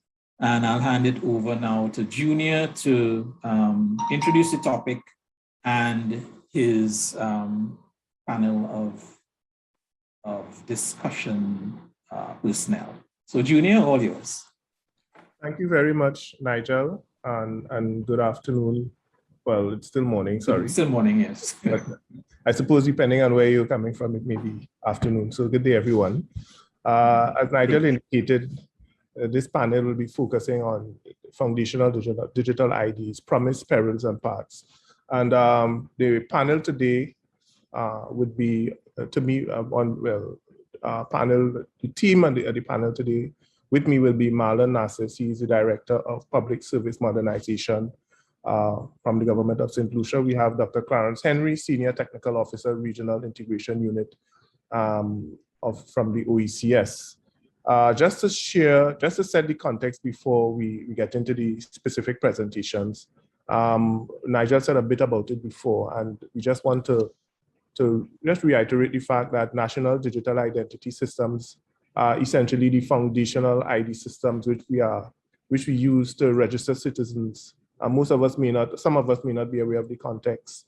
Others may be to register citizens, which would also serve as an authoritative source of by which government can facilitate the use, the provisioning of a host of public services. And we know some of them might be paying taxes, registering marriages, debts, property, purchasing property, licensing a vehicle, health treatment, etc. But also to note that the private sector can also leverage government-provided digital identities to offer services to citizens as well. So digital identities are intended essentially to ease the conduct of many services, financial transactions, whether they are face-to-face or across over the internet, across multiple sectors.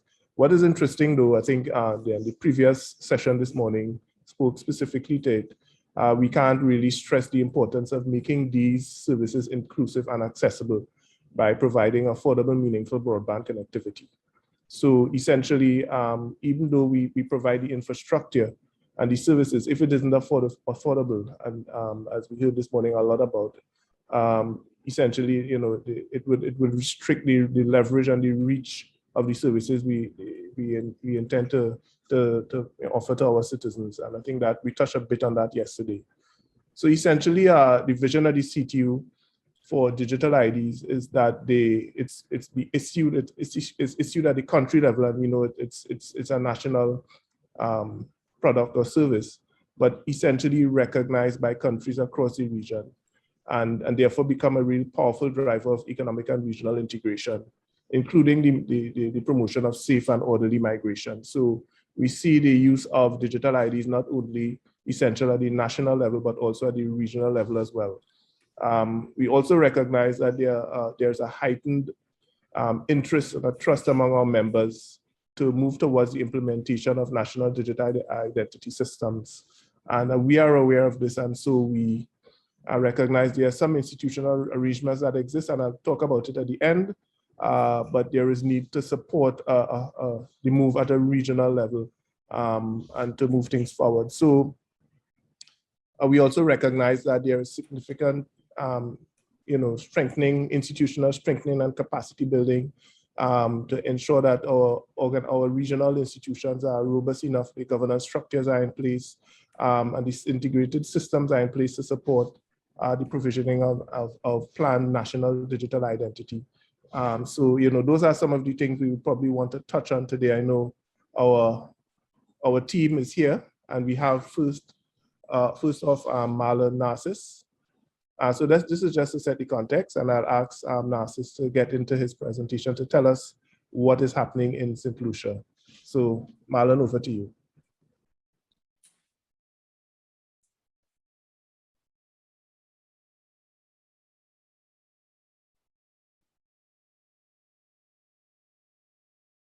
Thank you very much, Junior. How are you doing? Good morning, everybody. I'm great. Good. I just want to thank the CTU for inviting me over to make this presentation on the St. Lucia context as we go through the implementation of our DigiGov project, which focuses heavily on the implementation of our identity management system, which we call the National Authentication Framework. So I'll quickly run into my agenda. So we're looking at, just give you a brief idea of who we are at the Division of Public Sector Modernization in St. Lucia. We'll speak a little bit on digital transformation and how that is a catalyst for what we want to do now. We'll focus on the authentication framework. I'll lay out some of the challenges that we have encountered and anticipated, and also some of the lessons that we think that would be important for us to understand going forward. And then looking at the way forward, just for the immediate 12 to 18 months as we go with the project. So our strategic objectives within the department focuses on policy, ensuring that there's the right policy framework and the regulatory framework to support digital transformation and the implementation of the national ID system. The department also provides a lot of leadership to the government as we move towards ICT and the modernization of the public service, but also to ensure that there is a digital ecosystem that is thriving on cutting-edge technology and solutions. The department also champions a lot of innovative solutions, just like the DigiGov platform, and that platform essentially allows us to simplify a lot of the processes that exist now within government, and also to reduce on the complexities of fragmentation and duplication within the various silos within the government infrastructure, and how it currently does and provides the services at this point in time. We constantly do a lot of evaluation and monitoring of the system just to ensure that our total cost of ownership continues to go down, but also to ensure that, even within the project framework as well, that we ensure that, we look at all of the processes and accept the feedback from the various stakeholders as we move along. One of the key responsibilities that we have within the department as well is to ensure that there is a proper alignment of the ICT personnel and skills to support the digital transformation drive that the government is on at this point in time. But one of the key things here as well is for the retention of skilled persons, skilled personnel. And one of the things that we've embarked on as well is to set up this career path so that persons, that once we recruit individuals in that ICT space, we are able to keep them and not lose them to the private sector. You'll find that a lot of times within government, you're not able to keep the skilled personnel because there's not a lucrative benefit there for them, and also there is no career path for an individual to really consider public service as a career. So in the context of the public sector, we see digital transformation as how government harnesses and uses technology to improve its programs and services to create better outcomes for citizens and residents. This is very, very key, and one of the foundational principles that we've embarked on with the implementation of the DigiGov project. It is a heavily technology-driven project. However, for us to be successful, we recognize the need to look holistically at the organizational structure, the governance frameworks that would be necessary to ensure that this thing continues and goes on the right path. The constant review of the processes, even those that we've already looked at making those technology interventions, to ensure that we continuously improve and to factor in the feedback that we get from our constituents.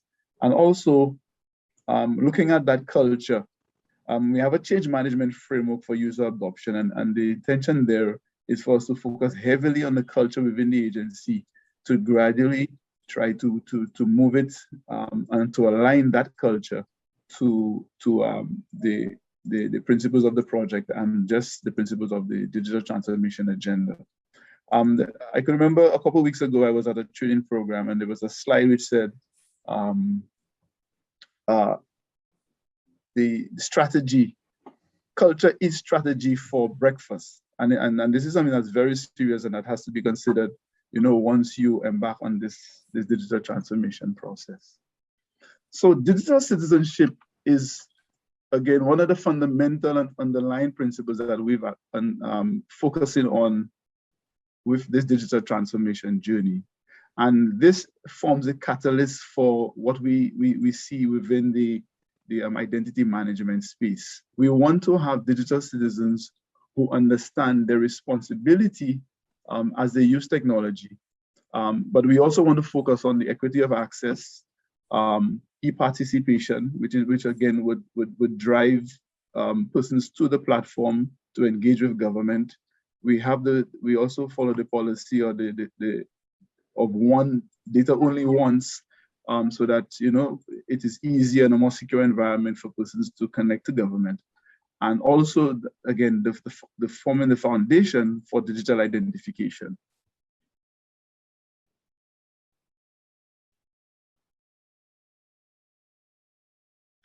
So what was our journey and how did we start? So once the government gave the go-ahead for us to begin this digital transformation journey, we embarked on an initiation phase, focusing on the business processes of those services that were identified as have high and heavy usage by the public. We also assessed the legal and regulatory environment to ensure that there are no impediments to the implementation of the technology to support government services. We also looked at the infrastructure of the ICT as well as the physical infrastructure within those environments, within those agencies, to ensure that whatever technology solutions and whatever residual impacts of the implementation of the technology, the infrastructure that exists there would be able to facilitate the implementation. And also, as I mentioned earlier, we focus heavily as well on the change management framework for user adoption. So our flagship project is called DigiGov, and our slogan is serving people and businesses with that island love. And we, again, tried our best to reach out to the public and just to show a different face of government, where somebody could interact with technology, but also, you know, just ensuring that we reach out to persons, communicate with the public, with our constituents on a continuous basis. So our goal here is to connect people, empowering individuals to interact with government on their own terms. So we want to ensure that it is a convenient process, a convenient access to those services. Connecting businesses to ensure that, you know, we could add value to what DigiGov brings to the table, and I will speak about the value-added services and how we plan to incorporate the private sector to build that and develop this digital ecosystem in St. Lucia. And also in connecting ministries and agencies, because this is the only way the service can be provided, where you understand the processes and ensure that the mechanisms from one agency to the next provides the support needed for a user to fulfill the requirements of a service with government. And also connecting governments one to the other, countries one to the other. As we spoke about digital ID, we speak of digital Caribbean integration, regional integration, but also looking at trade as well. And this is another important aspect of the process that we really want to undertake. And in the next couple of months, in the 12 to 18 months, we will be looking into some sort of a trade facilitation platform to facilitate even better trade within the island and also regionally as well and internationally. So the platform currently provides for online applications, online payments. We have a lot more shorter processing times, and there are real-time notifications from the platform at every step in the process. And also, there is a concept where we call it the request for action, where officers can directly communicate with a constituent once they've applied for a process, and whether there is any verification needed for any aspect of part of the process that the person may be going through. I just wanted to make sure that we highlighted the organizational alignment, which is so key, with especially the implementation of a digital system like DigiGov. So we wanted to make sure that we had a shared vision, which is aligned DigiGov with the agency's vision, and also to ensure that there are matrices that would allow us to be able to really measure a lot of the key aspects to the implementation, especially the area with regards to benefits management, to ensure that across the board within the agency and externally, we were able to show what the benefits are that are arising from the implementation of that technology platform. We also looked at the user and employee experience to ensure that the employees provide a lot of the feedback for the implementation. So during the assessment phase, for example, it was the employees within the departments, the beneficiary departments, that were the real informers of the information that was submitted with regards to processes, governance, etc. And this bottom-up approach really showed a lot of benefit. Once the project was implemented or the services were rolled out, persons had this sense of ownership and alignment to what was happening. Again, as I spoke of earlier, we had to look at the alignment to the technology, what currently exists within the agency, and how best it would have been for us to be able to implement the technology interventions. And the elephant in the room, organizational change, culture, and a lot of training and retraining and retooling and reskilling. I think one of the main questions that we had when we met with the internal and external stakeholders, persons were concerned about their tenure of service, whether they would lose their jobs. And because of how we structured the project and the processes, we were able to, internally within the government, retain all of those individuals. And we had a heavy focus on training and reskilling and retooling of persons to be able to provide the service. So in the example of the Department of Transport, which is our proof of concept that I will speak to you a little later on, someone who was a clerk at the front desk, initially processing applications for persons walking into the department, these persons will now move to the back end where they would be processing applications that came in online. So, it was a matter of retooling and reskilling, and also ensuring that those persons have the necessary competencies to be able to provide the service using the technology as a tool. And the other main area was the legal and regulatory functions. Initially, once we got the project moving, we looked at, there was an illegal and regulatory assessment where we focused on the existing legislation and what were the quick wins with regards to that for us to be able to get the system moving. So there were partial commencement recommendations which were taken up by the AG's chambers for the implementation of the Electronic Transactions Act. The Computer Misuse Act was commenced in 2018. And then we also went on to look at what were the requirements for the future, not just for the platform, but also looking at what would be best for St. Lucia within the digital transformation space and how our legislation would support that. So since then, we've been able to draft a digital governance bill, a data sharing bill, and these two bills have been submitted to the AG's chambers for review. And that's important because we want to ensure that the legislation allows for things like cloud computing, checks, electronic checks, and etc. And just the ability for us to have data sharing across the different agencies that are part of the project.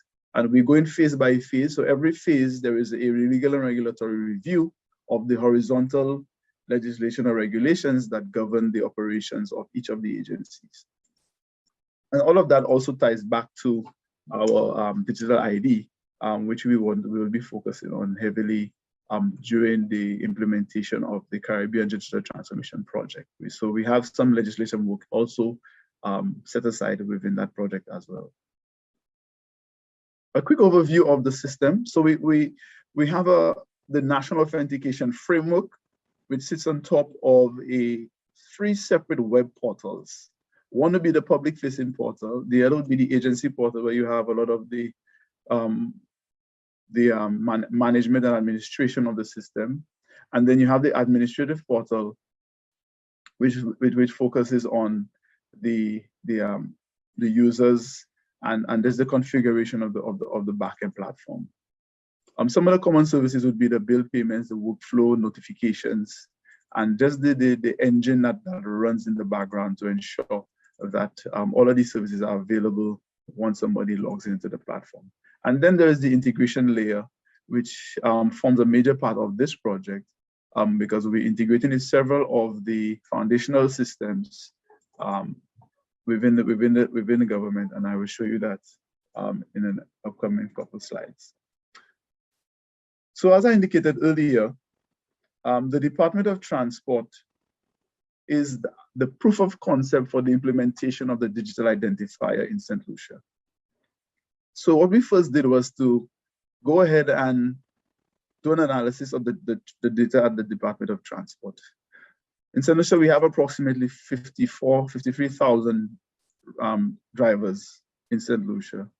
And we went ahead and we compared the data at Transport Department with that at the Electoral, the NIC, and the Civil Status Registry. In St. Lucia, the National Insurance, NICs for National Insurance Corporation, the national insurance number or your national insurance card is considered to be your national ID card. And so the national ID system, the National Insurance Corporation database has the largest cross-section of numbers that can be used that currently is being used in St. Lucia to identify an individual. And so we wanted to compare that data to what exists at the Transport Department. And once we did that analysis, we came up with some interesting results. So there were 20% of the records had some sort of an anomaly, where you had duplicate NIC numbers because there was no integration between the transport system and the NIC. And essentially that exists right now across all of the major platforms within the government system. Some of the systems, some of the records did not match what was at the NIC.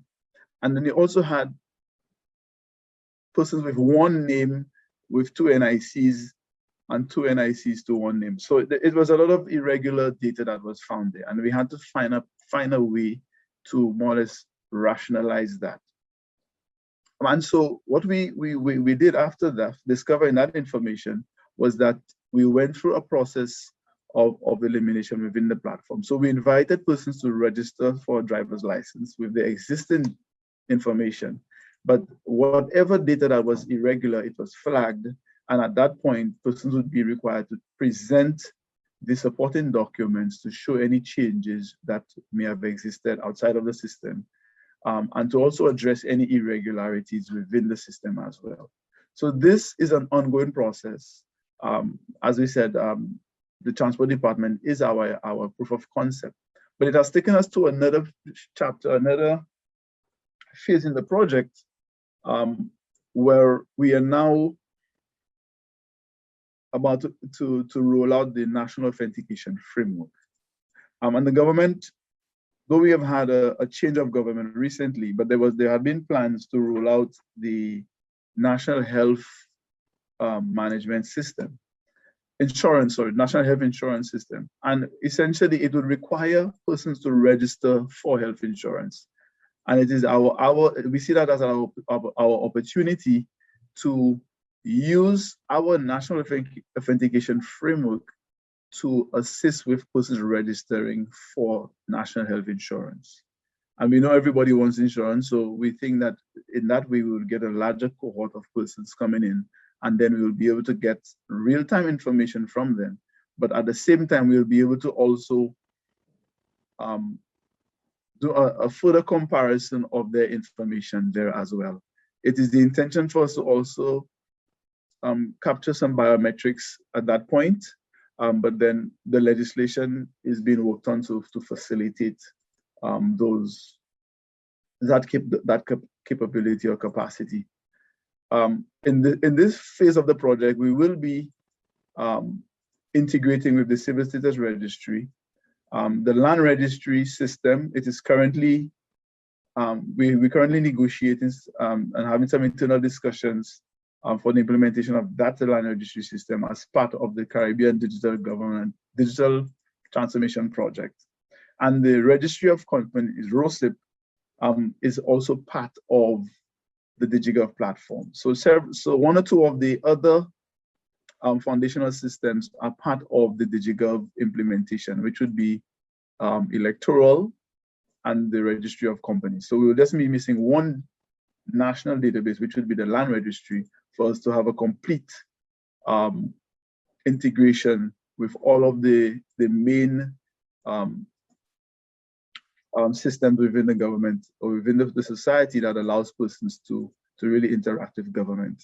One thing I want to just note here as well is that this framework that we're building would allow us to integrate with the OECS regional project. And our initial framework for the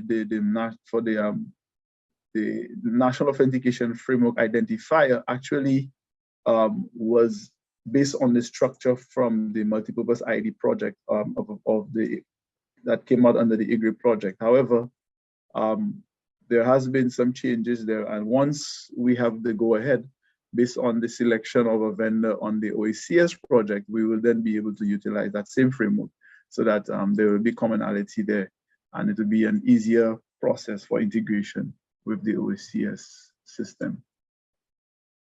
I thought it would be good to just give you a general idea of how the national authentication process would work, and just to give you an idea of one of the services that would be offered under the NAF. So the NAF authentication process is a very simple process. So a user would go on, step one, to request a service from a service provider. It could be DigiGov, or it could be another agency that's integrated with DigiGov. So the NAF could also be functioning as a NAF as a service to both internal government systems as well as to the private sector.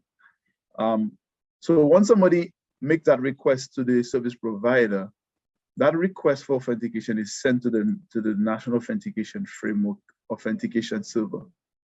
The server then allows the individual to log in.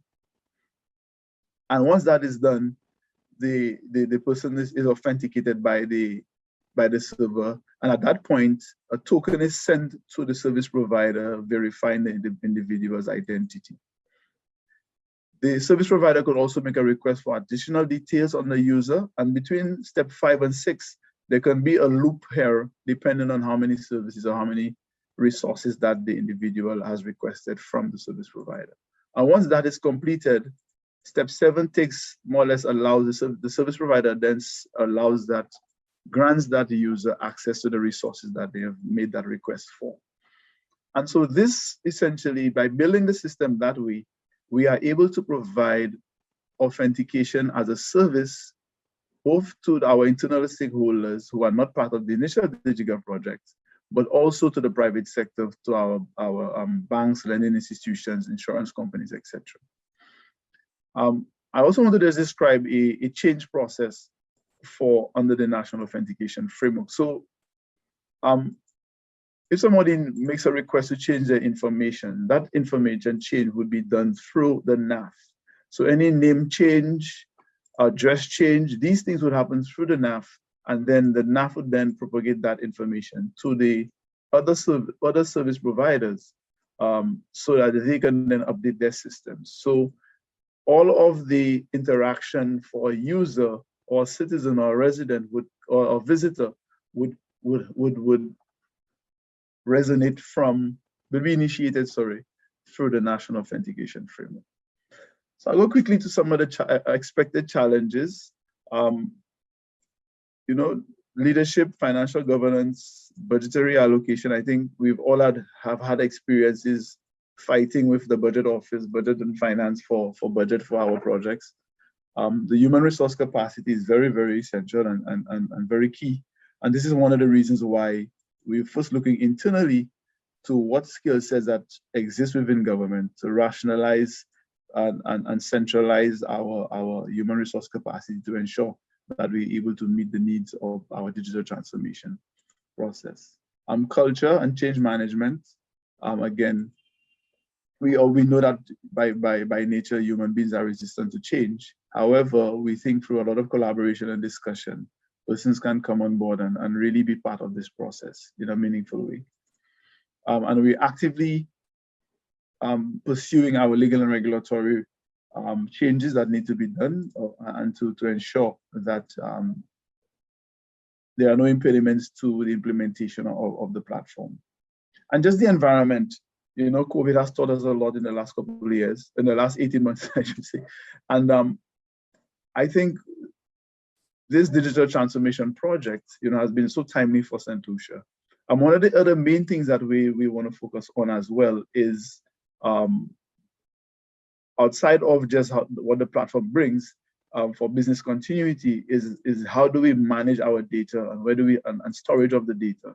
So we're actually pursuing now to have a backup data center that will be part of our Caribbean Digital Transformation project next year.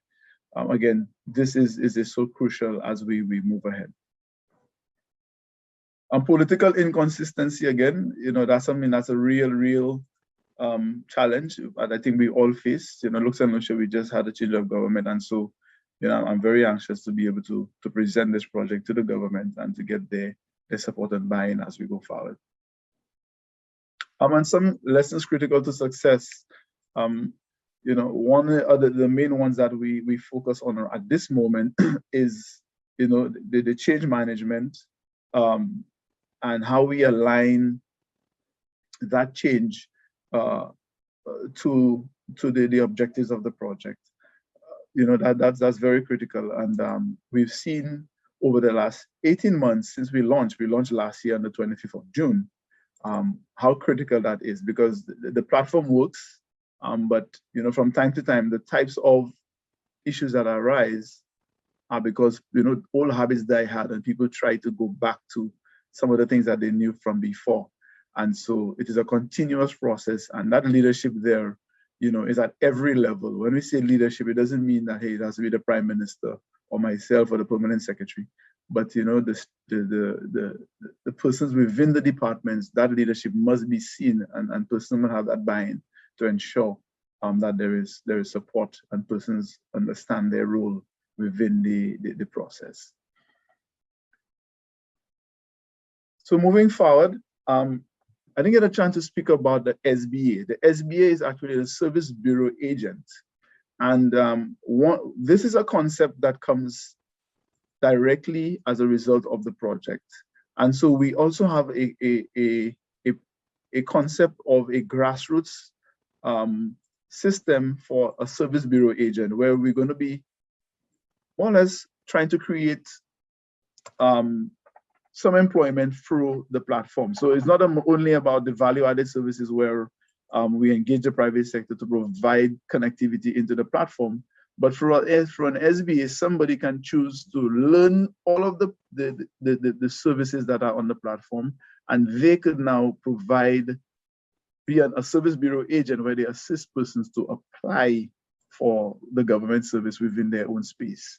Right, because as we spoke earlier about connectivity, inclusion, and we know, you know, these gaps still exist. And as a result of that, we see the Service Bureau agent as someone who could really help with the uptake and to ensure that there is digital inclusion once we go forward.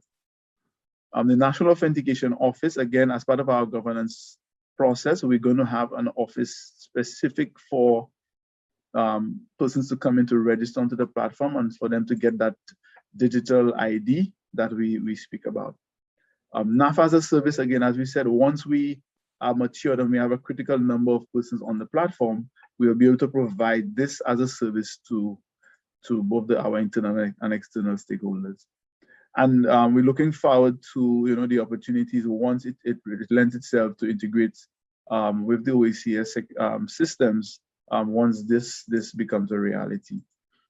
Key to the project, I know I mentioned it earlier, is the value-added services.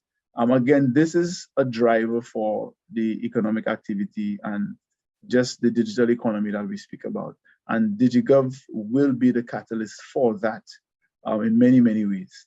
And we've included some funding under the World Bank project for us to be able to really use that concept to engage the private sector so that they can build and connect apps into the DigiGov platform.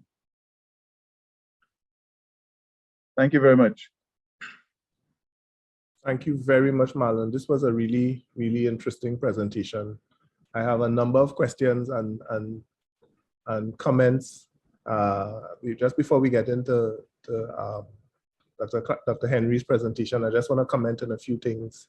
I really like the tagline. I think it's creative, serving people and business with that island love, that tagline. And I think it makes the technology relevant to the people, and it's creating a link between the services and the culture, and it's tied into the culture. You spoke about culture, the whole issue of cultural barriers, and I'll probably have a question later on at the end in terms of how some of those challenges were dealt with and addressed.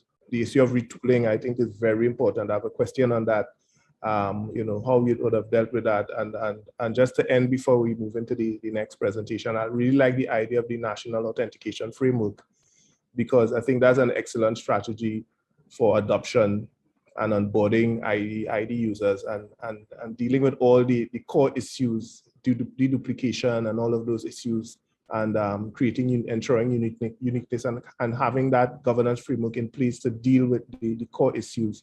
And yes, still linking the framework to the broader space of digital transformation, and the notion of the pilot from the Ministry of Transport or the Division of Transport, linking that in preparation as a forerunner to the OECS broader digital digital transformation plan. So it's really comprehensive, well thought out, and really well planned. And I think it's an excellent model for us to learn from across the region.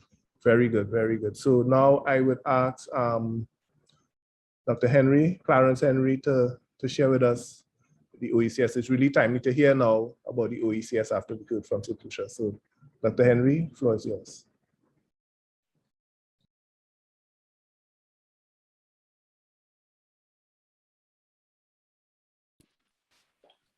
Okay, good morning to every one of you. Certainly, I must first start by congratulating my fellow countryman, Marlon, for this, what I consider to be a very good presentation. And I listened very keenly because I know the experience of St. Lucia would be invaluable to what we're doing at the regional level, but more specifically as well in helping to pull the other member states that are behind in that kind of process, and give them the opportunity to learn from what St. Lucia has done, so that they too can also get to the level of development where it pertains to digital government services, and of course digital ID as well. So with that said, so my name is Clarence Henry, Senior Technical Officer, Regional Integration. I want to also indicate here that, we at the OECS Commission are very grateful to be given the opportunity to make this presentation this morning, because I think it's an opportunity to increase public awareness, but as well overall awareness of what we're trying to do with respect to the OECS ID. And it's certainly it's an opportunity that our Director General, Dr. Jules, would always consider to be critical to our implementation process. So I just wanted to give those initial opening remarks before I go into the presentation. So let me put this into presentation mode. So we're talking about the OECS identification system, and there is much talk about a digital process as being central to the OECS identification system. So this presentation would really speak to the intention of the OECS Commission with respect to the OECS ID, and particularly highlight specifically how we seek to approach its implementation. So essentially, the order of presentation for us here would be, and again, we always want to take the opportunity to speak to who we are. So who we are as a regional organization, intergovernmental organization, and then go specifically into the meat of the matter. Why do we need an OECS ID, be it digital or otherwise? Where are we now with implementation of OECS identification systems? Particularly, where are the national systems at the moment with respect to their own level of development? And then, of course, very importantly, how do we plan to implement the OECS ID? And then I will give some closing remarks and thoughts in terms of what we consider to be very critical for successful implementation of the project. So let me just speak a little about who we are, because I think, like I said, it's always important that persons appreciate the OECS. Sometimes we get mixed with CARICOM, and some persons may incorrectly assume that OECS is a subset of CARICOM. Actually, the OECS is an intergovernmental organization which is separate and apart from CARICOM, although of course, because we share same member states or similar member states, with the exception of the French member states that are not member states of CARICOM, and we also share similar objectives in seeking to improve the capacity of small and developing states within the Caribbean to address critical national objectives such as growth, development areas, social stability, and these days enhancement in their capacity to deal with climate change and other related challenges to their sustainable development.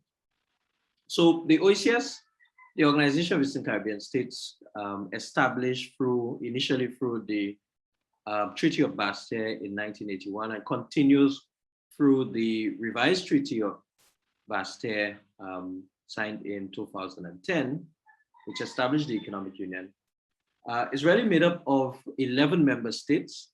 And for the interest of time, I wouldn't highlight the member states, but this slide gives you a sense of the region of the Caribbean area that represents the OECS, from Anguilla up in the north all the way down to Grenada in the northern part of Trinidad and Tobago.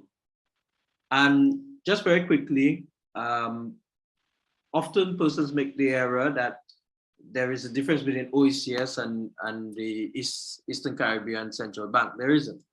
The OECS is the organization, and within that organization, there is a governance structure which speaks to the OECS authority, which includes the heads of government, the Economic Affairs Council, which is the principal organ for establishing the Economic Union, the Council of Ministers, the OECS Assembly, and of course the OECS Commission. And within the OECS Commission is a secretariat which provides the support for implementing the actions and mandates provided by the other organs. And the institutions itself, there are 3 institutions: the Eastern Caribbean Central Bank, the Eastern Caribbean Supreme Court, the Eastern Caribbean Civil Aviation Authority, really showing and demonstrating the benefits of functional cooperation in a way that we can pool resources, human resources, capital, and other form resources in order to meet common objectives and goals, and to do it very well as well, become really example of success in smaller and developing states, and of course, initiatives that definitely can benefit other developing countries. ECTEL, which is critical to what we're doing in terms of improving our capacity within the telecommunications space, is not exactly defined as an institution, but can be considered down the road as an institution of the OECS. But of course, ECTEL serves serves as many as 5 of the member states of the OECS as the authority for telecommunications. So having said that, I'm just gonna go through this quickly. You also do appreciate that the OECS has, through the revised Treaty of Basta in 2010, established an economic union, which we call the Eastern Caribbean Economic Union, with several objectives. So this slide just really speaks to on the left, the original objectives of the organization, and on the right, under the economic union, speak of the 8 key objectives. I think I only highlight 5 here, generally. 8 key objectives that the economic union is seeking to bring about. So having dealt with that, just so that you know who we are and you appreciate the mandate of the OECS as an intergovernmental organization, this hopefully will give greater clarity into why is the OECS seeking to champion the cause for an OECS ID system. Where does this fit within the broader regional integration objective of the organization?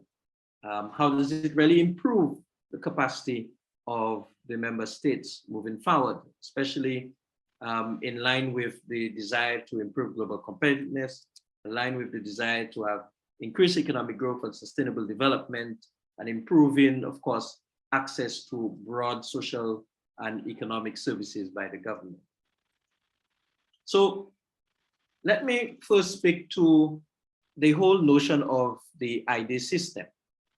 And this process and this particular project, the OECS ID, came out of the need to review or revisit the multi-purpose identification system, the MPID, which was a component of the EGRIP. And we recognize that while the 4 member states that were part of this process, of course, Marlon would have highlighted in that regard, St. Lucia's role. So St. Lucia, St. Vincent and Grenadines, Grenada and the Commonwealth of Dominica, part of this EGRIP project, with the MPID being a central component of that. And the expectation was that the MPID would have given rise to the issuance of a unique identifier number that would have been issued from birth and terminated upon death. And so central to that process would have been the role of the civil registration agencies in that regard, and of course the Department of Health, certainly Health Information Services. And so the expectation of the process is that you would have enrollment, you would then have verification, and then you would issue the ID number, the unique ID number, as well as under the MPID, the focus was on also the issuance of a card, a well-designed card, MPID card, that could then be used for both national and regional purposes. So this project is still built on this basic promise of having an improved national ID system of enrollment, verification, and a effective issuance process. So we're not moving away from what MPID would have required member states to do.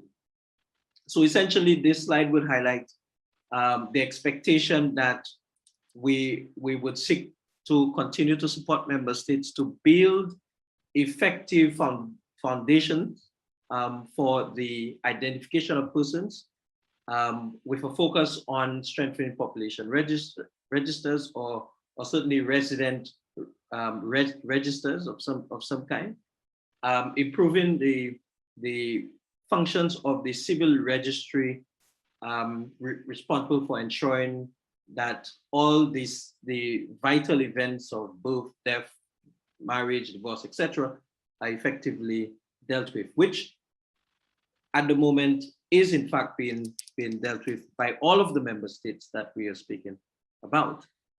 And then of course, the requirement that there is this level of interoperability with the foundational system that we speak about, civil registry, the population registry, and that of functional systems, you know, and listening to Marlon speak, we know that within government services, you need to get a social security ID as you seek to enter the labor market to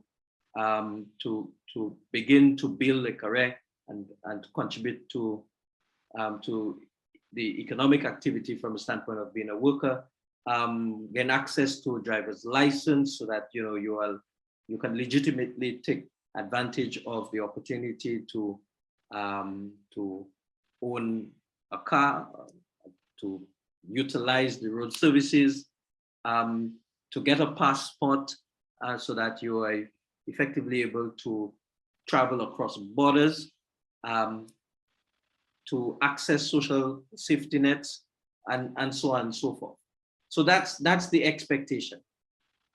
So we recognize that the MPID, although given the value that the MPID was expected to bring about, the MPID was not sufficiently successfully implemented within the 4 member states. And in 2019, we did an initial assessment of what had gone wrong with the MPID implementation. And we thought that perhaps one of the things that we need to do in revisiting the MPID is to, one, re-examine the name, and then to do a deeper dive into the reality on the ground with member states. What's going on with the registration process, the civil registration processes, and the issuance of IDs within the member states that are benefiting from this project, that may in fact explain why it is that the MPID process was not so successful initially. And so last year we would have engaged a consultant, NRDAS, Norway Registers Development, in exploring this issue for us and to develop what we refer to as an action plan for moving forward.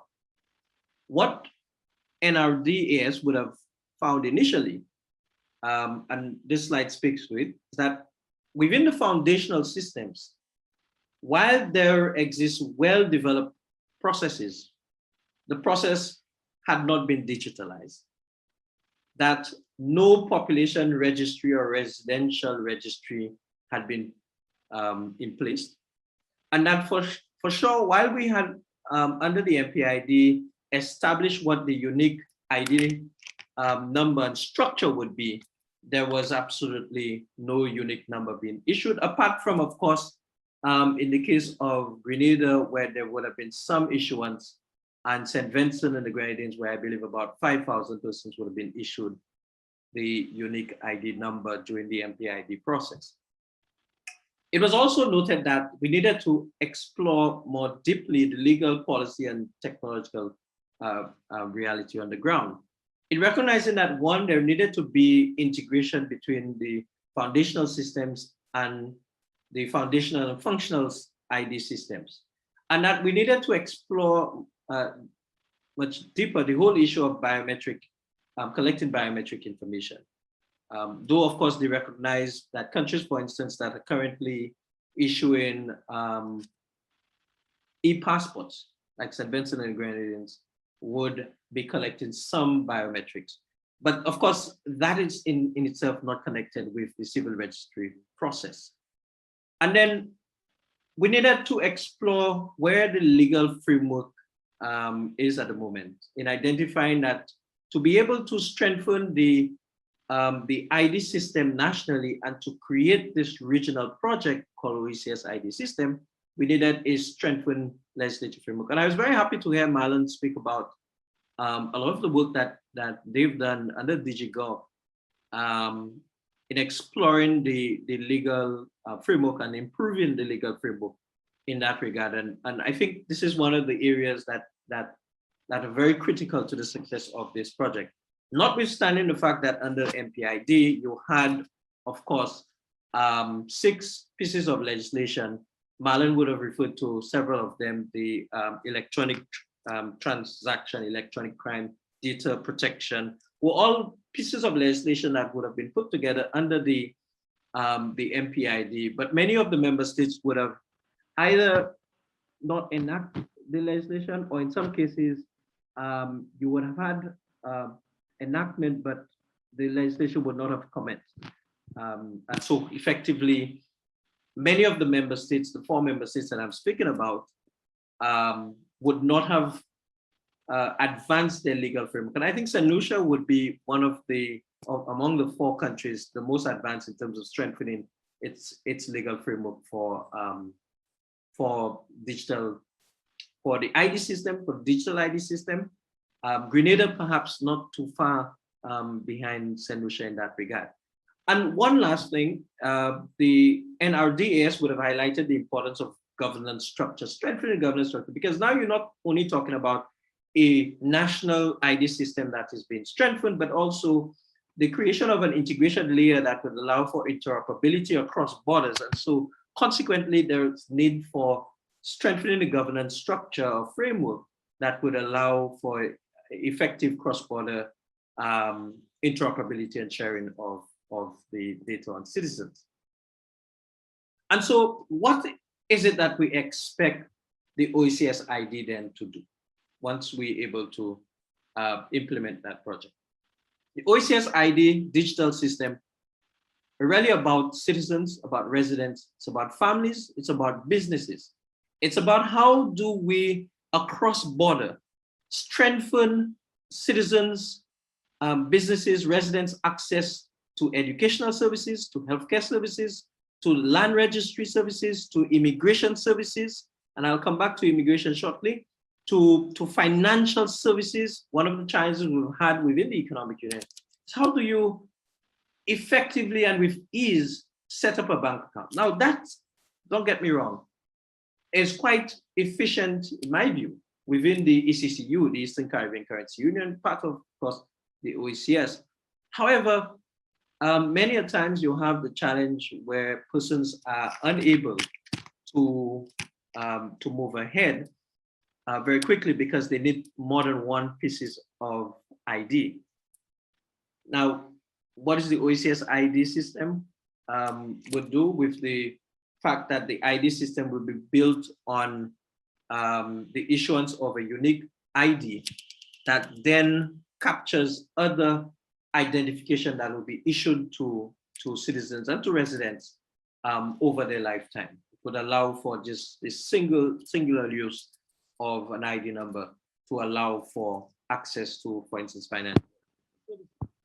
Cross-border border crossing points, very critical, because in more recent times we recognize that as our countries face climate change impact, such as major hurricanes, there exists the possibility of persons, and in fact, we have gone beyond the possibility because we did see the experience of Hurricane Maria in 2017, where several and hundreds of Dominicans were forced to move across border into St. Lucia, into St. Vincent and Grenadines, into Antigua and Barbuda, and elsewhere within the Caribbean and CARICOM space, OECS and CARICOM space, without official documentation, because in many cases they move in a hurry, so they couldn't necessarily compile their passport or collect their ID, or in some cases completely lost because of the devastation of the hurricane. One thing here, though, is that with cross-border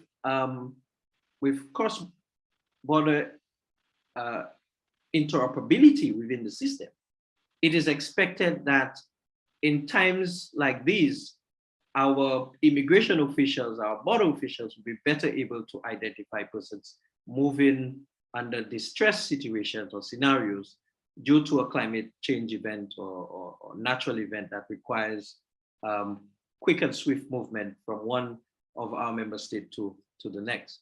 And so that is the central and the core reason why the OECS ID system is being attempted at this point in time. Now, in the action plan developed by NRDAS, we would have identified 7 key action areas for implementation, to support implementation. Developing national implementation plans, very critical, because what we've recognized is that across the board, the 4 member states that are initial beneficiaries of this project are not all at the same level. St. Lucia is moving, full speed ahead, and we're very much supportive and happy for the progress that we see in St. Lucia. But while we say this, Dominica, St. Vincent, and Grenadines are somewhat behind the progress. And the same may be said for Grenada. And so consequently, the national implementation plans need to take into account where each member states are at the moment with the implementation process of the national ID systems. There's need for a governance framework. I spoke about that earlier. Conceptual design in terms of what exactly do we mean by the OECS ID? What do we want from the OECS ID? Technical solution, what will that, and of course that goes along the lines of the conceptual design. So what are the technical solutions that we're looking for?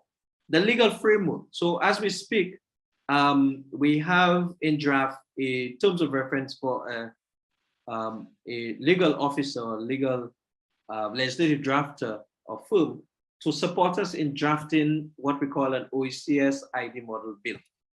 And that bill will factor in where each of the member states are in the process of improving their legal framework, and to propose a framework that would strengthen data protection, that would strengthen the collection of biometrics in particular, that would certainly in some countries give teeth to institutional arrangements for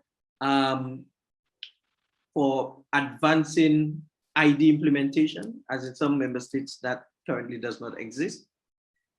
In addition to that, it was identified that public advocacy is a challenge. And we recognize, and public advocacy is a major challenge. I think we cannot downplay public advocacy issues, because clearly within the context of COVID-19 and the desire to get people to get vaccinated, we do recognize how important public advocacy is.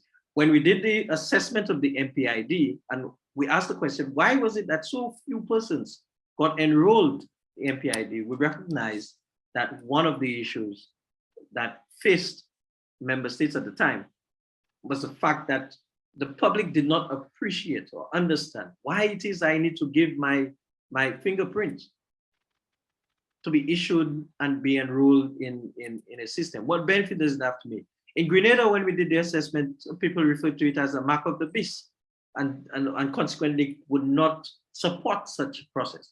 So we also therefore have a TOR in draft form looking at the procurement of a public relation company or firm that will support us in building the messaging and the interaction and the discussion that is required to get the public on board and to understand that when it comes to the final part of the action plan, the onboarding of the population, that we have greater awareness, and not only that, that citizens will accept and understand the value for them, for their family members, for themselves, for businesses in moving forward with a project such as the OECS ID.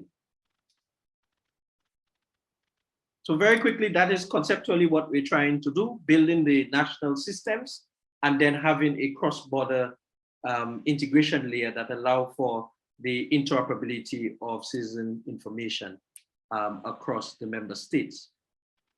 Now, in summary, what's the critical issues here and the main points that I want to bring across that defines this project? One, we're seeking to improve national ID systems.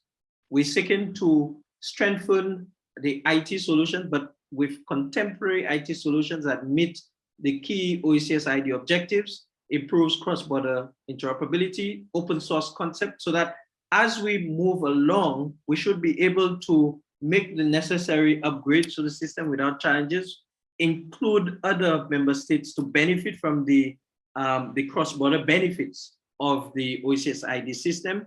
And we don't have issues such as the loss of the source code and the challenges that St. Vincent, for instance, and Dominica had with the MPID, where they could not do the necessary adjustments to the system because they had no access to the source code. And then, of course, strengthening the legal framework for ID issuance, ensuring that provisions for data protection, data privacy, etc., are all included.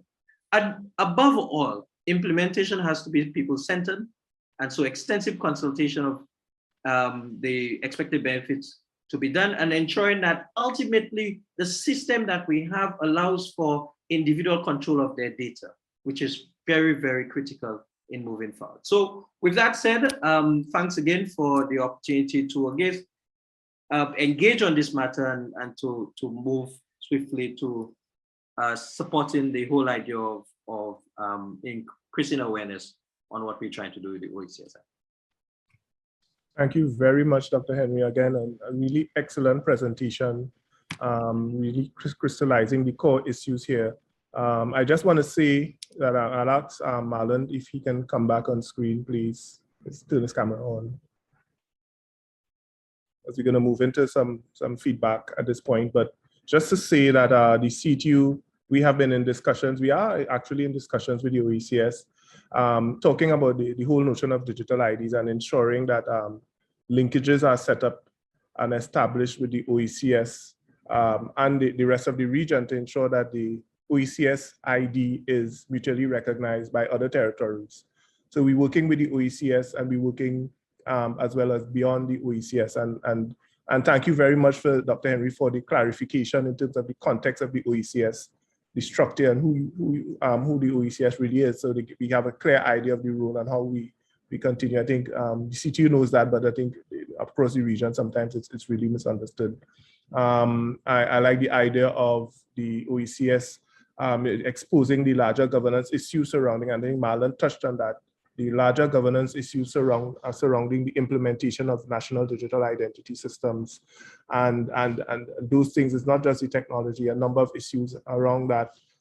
In particular, I really like the OECS ID model bill that allows for capturing of biometrics. That is really key. That is critical because the biometrics will play a really important part, a critical part in the foundation IDs in terms of dealing with issues like deduplication and ensuring uniqueness. And so that is a major, and it's something we can learn from and across the region. So that's excellent. And the last thing you said there is also intriguing, Dr. Henry, about the issue of open source options. And again, we at the CTU having discussions with the OECS and with other countries about looking at exploring open source options that are available. So all those we are really in sync, and I really want to, again, thank the team for their presentations. Just to say, before we get into the discussions, let's share a bit on the CTU and what we have done so far to contribute to our members, the OECS and on all our members, that we had, we have been working with them. There is a handbook, a digital ID handbook that was developed by the CTU, looking at references from the World Bank and the ITU, but it was designed and developed in the context of the region. We shared that with our members. We actually shared it with the working group for the Caribbean single ICT space. And so that is also another reference, a source of reference. I think we probably put up the link somewhere on the website and share the link with everyone. And so we also follow up on that. We also had a digital ID workshop where we had a number of the OECS countries, a number of countries, as would have been on the 16th of March. We also had the CTO representatives, as the Commonwealth Telecoms organizations. We also had representations from CARICAD as well. And that workshop was also interesting, where we looked at the core issues that surround the implementation of digital IDs. We did an assessment and an evaluation of the ecosystem. And so a lot of work is happening, a lot of things are going on and stuff, and we just want to share that with everyone. So at this point, I will just open for questions. I'm sure we have a lot of questions and comments, and I am not seeing anything in the... There are a couple on the chat. Okay, right. Let me see. All right. I'm seeing a question here that I believe that is the first one. It's a question from YouTube to Marlon. What platform is being used to develop this system and framework? How can local IT practitioners leverage those developers to assist in the provision of services to the business sector? So I believe is the National Authentication Framework. I'm assuming it's that framework the question is referring to. So Marlon, over to you. Thank you very much. As I mentioned in the presentation, there will be an opportunity for the private sector to directly integrate into DigiGov, not only for the ID component, but to provide additional support to some of the services that will be provided on the platform. So just off the bat, there will be requirements for mobile apps. So the DigiGov mobile app that is deliberately has not been developed as part of this project, so that we can engage the private sector to undertake that process. Some integration with requirements as well once we get to the next phase of the project, and some system development support as well. So for example, we will soon be on the market for a developer to assist us with developing the electronic version of the driver's license examination. So right now you still have to go to transport to sit in a room and do your exam. We want to make this a completely electronic process. So we're in the process now of developing the requirements for that. And we're hoping that we could utilize some of the funding through the World Bank to help support the actual procurement of a vendor to undertake that development. That would be solely to the private sector in St. Lucia, so that they can then benefit from that type of activity under the DigiGov platform. Again, as I indicated, mobile app development as well. The main reason that we have not taken that next step as yet, one, is because we needed to get the funding, and with the funding is coming out of the Caribbean Digital Transformation Project, the component 3 of that project.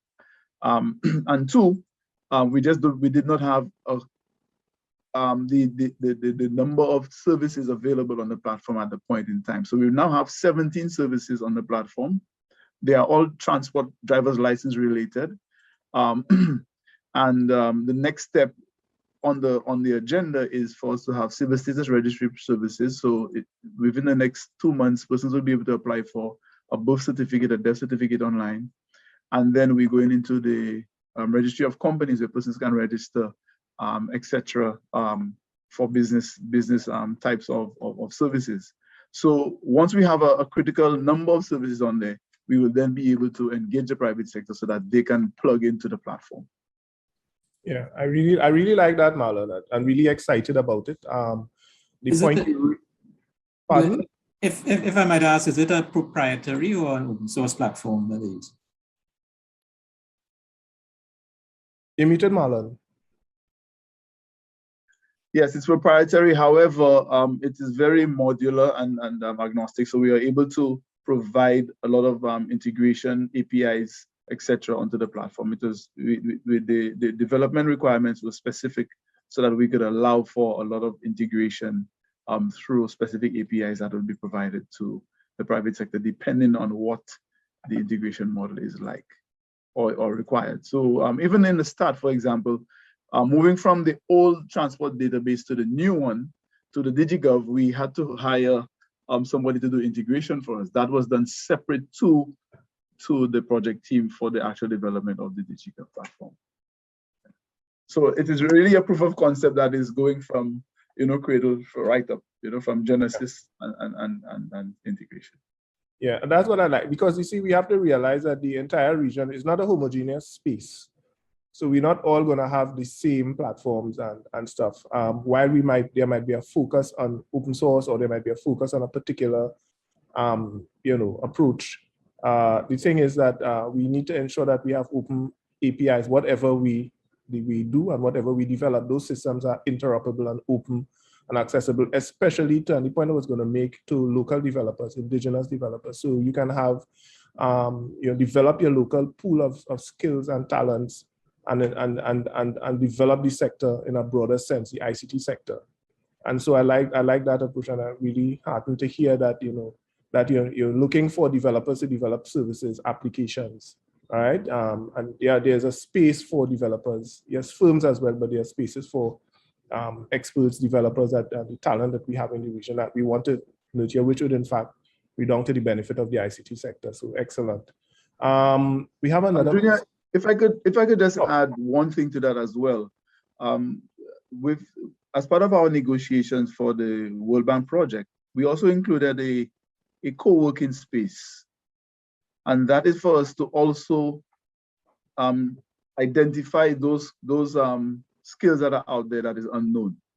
So we're going to be providing persons with training, and then we're going to use the co-working spaces to recruit the top performers within those cohorts and allow them to provide us with services as well, development support. We're looking at mobile apps, we're looking at graphic design, database development. So these persons within that working space, and they will be getting a stipend as well, but they would also be providing a service to government, helping us solve a problem and a solution. Yeah, and I recall that, Marlon, we recall the CASIP project. I think it would have started there, that model, and now it's maturing. Yes. So we're going a step further than the CASIP. Very good. Training, yeah. Good. Excellent that we're hearing about this. Okay, let me just get into the next question. We have a question for both Marlon and Clarence. So the question is, would you comment about the spaces available for civil society participation and input in the design of the digital ID project? We get a lot of questions from civil society, so I hope you have a lot to say about it. Well, we go with Clarence first, Dr. Henry, and then Marlon. Yeah, thanks. Well, I think we would have learned from the MPID process that public advocacy is important. So what we've done overall throughout the action plan development, we would have had 2 webinar sessions last year to allow for some level of participation from the citizens across the OECS, the Caribbean, to air their views and provide some perspective, which the consultant would have taken on board in making recommendations in the action plan for us to move forward. As part of the public advocacy element of it, which we're now trying to advance in getting a firm to help us, we do expect to go out and have some broader discussions with key civil groups, for instance, so that they appreciate what we're trying to do. What I'm not sure though is that it's very likely by the time we go out into the public on that phase of the project, we would also be advancing the technology. So there may not necessarily be an opportunity to do it at this stage. But what we've learned though, having said this, is that persons have a broader interest or concern as it pertains to who controls their data. And so we've recognized that there's need to have a system that allows for a significant degree of individual control of their data. So that is one of the adjustments that we've done from prior conversations and discussions. But certainly the broad conversation with civil society, with citizens, are still important, even as we seek to implement, because again, if we can't get the buy-in in terms of why is this thing beneficial to them, because remember, persons have to enroll, persons have to provide their biometrics. And there's nothing that mandates that you must enroll and you must provide the biometrics. So I think for now, that is where we are at. But we continue to accept comments and feedback from our citizens. And that obviously will be taken on board as we deal with the implementation issues. Thank you very much. Let me just go over to Marlon to respond as well. Very good. Yes, thank you very much, Junior. 2 things. as I indicated earlier, our intention is to piggyback on the health insurance rollout, and the public, the PR on that would have taken place there on one end. On the legal and regulatory aspect as well, the legislation to support that also has to go up the chain. And one of the processes there is also public consultation as well. So we would have worked both from the technical side, looking at how we, what other activities of government that are happening to support our intentions, but also directly through discussions and consultations on the legal and regulatory aspect, which would be the most important part, which would more or less influence how the technical component is done. But at the same time, though, because of the types of services that we're offering on DigiGov, persons are already registering onto the platform because they now can connect for application of the driver's license and several of the other driver's license related services. And so that is why at the start of the project, we ensured that at least there was the horizontal legislation that would support the project going forward. This is why we had the partial commencement of our Electronic Transactions Act. We saw the commencement of the computer crimes. And also we've been having lots of discussion with the Aegis chambers on the data protection. We also included some of the data protection principles as part of our digital government bill, because we thought it was important for us to at least in the interim have some of those data principles attached to the digital government bill, considering that the recommendation from the consultant was for us to repeal and replace the existing Data Protections Act. So I think there was a lot of, we've done a lot, but then there's a lot to be done, and we're ensuring that through this process, there would be a lot of public consultation on exactly how this is going to go forward. Yes, excellent feedback. I think we have one more question. Another question, and actually two, but I think that one of the questions would have been addressed. It's, will blockchain technology be used to enhance the security of the NAF? I suppose, Marlon, that question will be for you. Yes, it actually is. And I had a slide on that earlier in my first iteration of the presentation, but I actually removed it. We have blockchain is part of the implementation of the NAF as well. Yes. Very good, great. Okay, we just have a few more. There's another question here. And I think that would have been addressed, but I'll ask it, I guess, for clarity. And that will be directed to Clarence. What lessons are being learned from the MPID experience as we move towards OECS ID initiative? I think you would have touched it, but the user may not have. No, that's the MPID? Yes. Experience? Oh, okay. Yes. Yes, certainly. Again, it was quite fruitful, and I mean, Marlon would have participated in that process when we had the one-day consultation with key stakeholders from each of the member states in 2019, just so that we appreciate why we didn't move more successfully with the MPID. And several things came up. Of course, the legal issues came up. You had the bills, but the bills didn't really move towards enactment on time. But that was on one hand. I think one of the key things that came out had to do with the fact that both Dominica and Dominica and St. Vincent and Grenadines had issues with the source code. And we appreciated that moving forward, we needed to have some sort of open source system, but also with member states having control of the source code, so that you do not experience this challenge a second time. So that's one of the things. We recognize that enrollment was low, but when we spoke of the extent to which public advocacy or communication strategy was built in the MPID system, perhaps wasn't adequate. And so we recognize in this new system, we need to have a very robust public advocacy campaign. That's one of the reasons why, once we invited to make a presentation on what we're trying to do, I'm quickly to say yes, and let's see what we can do so persons understand. So again, so we're looking at this procurement of the public, the PR firm to help us with that. That is already in train. And we also recognize that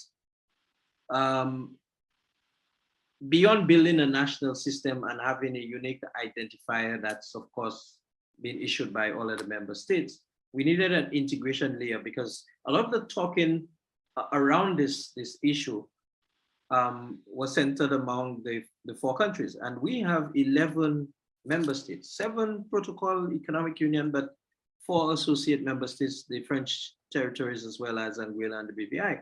And we recognize that if this system has value for the 4 countries, it automatically has value for all of the other countries. And so we need a robust integration layer that brings in the other countries into the system, which would not have been there conceptually under the MPI.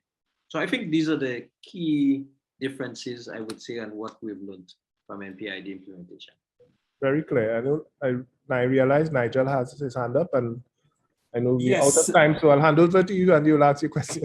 Yes, I would. And actually my question related to what Clarence was saying just now. It's taken a little further beyond the OECS now, because we have in the Caribbean this vision of a single ICT space, and the CTU is working towards that vision. So, and what we're trying to do is kind of build consensus around the whole Caribbean for us to maybe take common approaches to digital ID or work together, collaborate with respect to digital ID. So from your experience in St. Lucia and OECS and so on, if you had to advise us as to maybe how to take that message to the rest of the Caribbean, or what to suggest to the rest of the Caribbean might facilitate the sort of integration that we're looking for, are there any specific things you could offer us now? Any specific thoughts?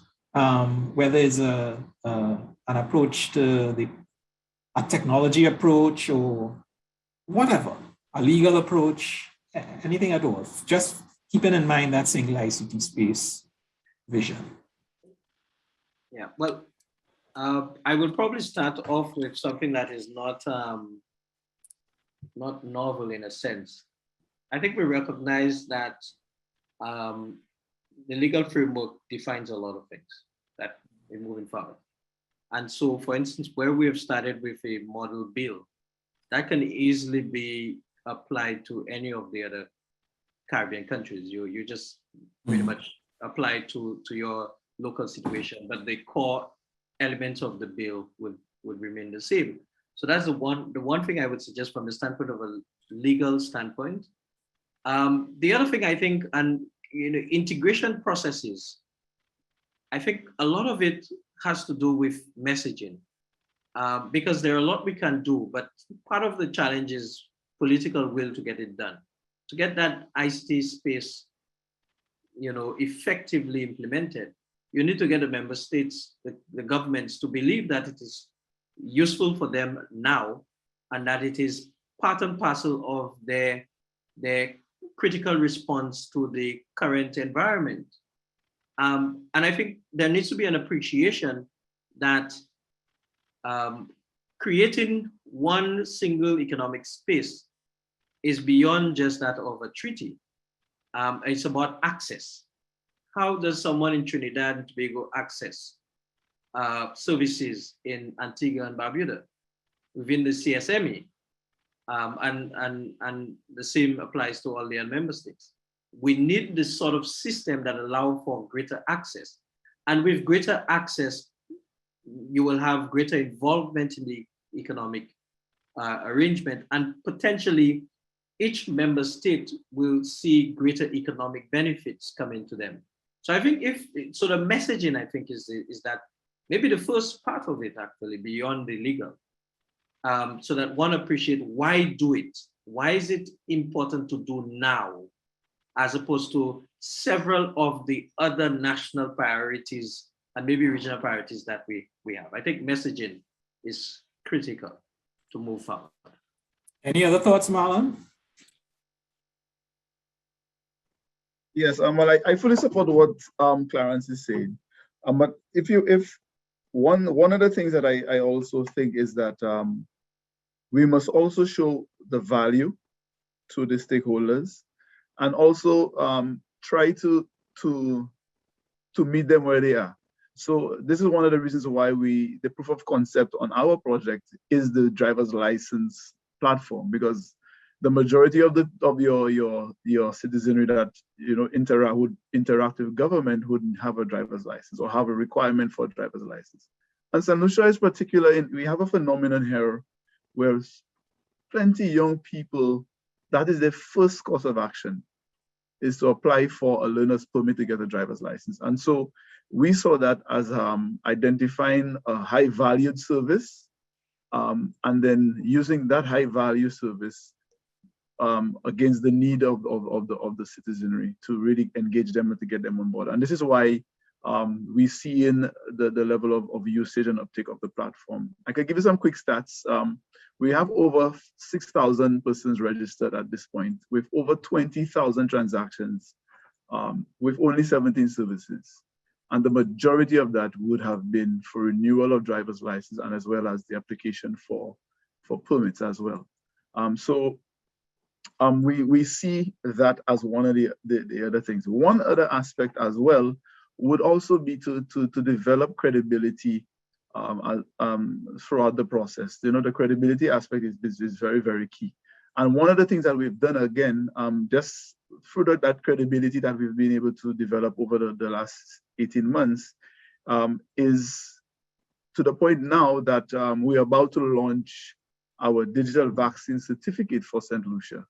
And so, that again would drive more persons, more excitement, more activity to the platform.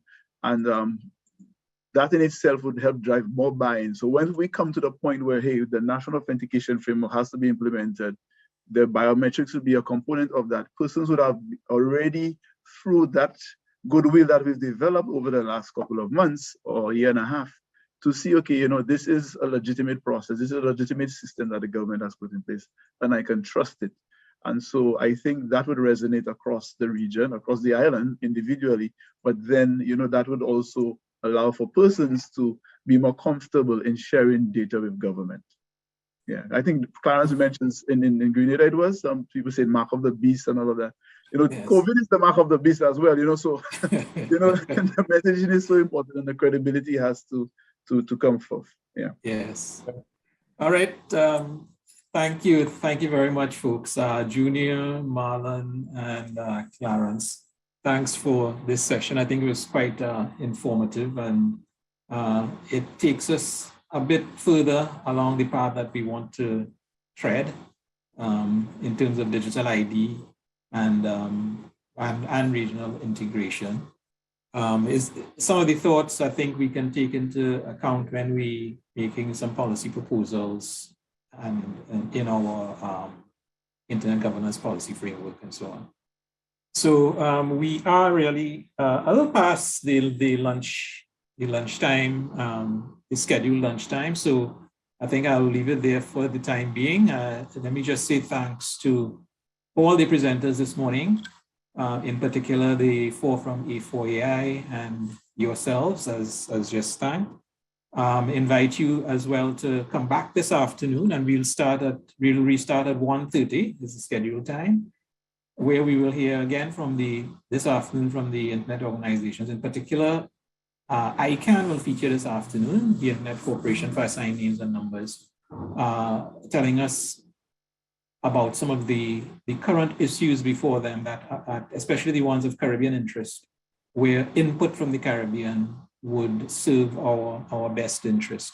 So we'll start that at 1:30. We'll then get another discussion from the internet organizations, ICANN, ARIN, LACNIC, and ISOC, talking about collaborative approaches or mechanisms that they have in mind going forward for the benefit of the Caribbean region. And then we will look for your specific inputs back to us in terms of carrying the whole Caribbean internet governance process forward in the open mic. So you're invited back at 1:30. Thank you very much, folks, for the morning session. And we will break now. See you soon.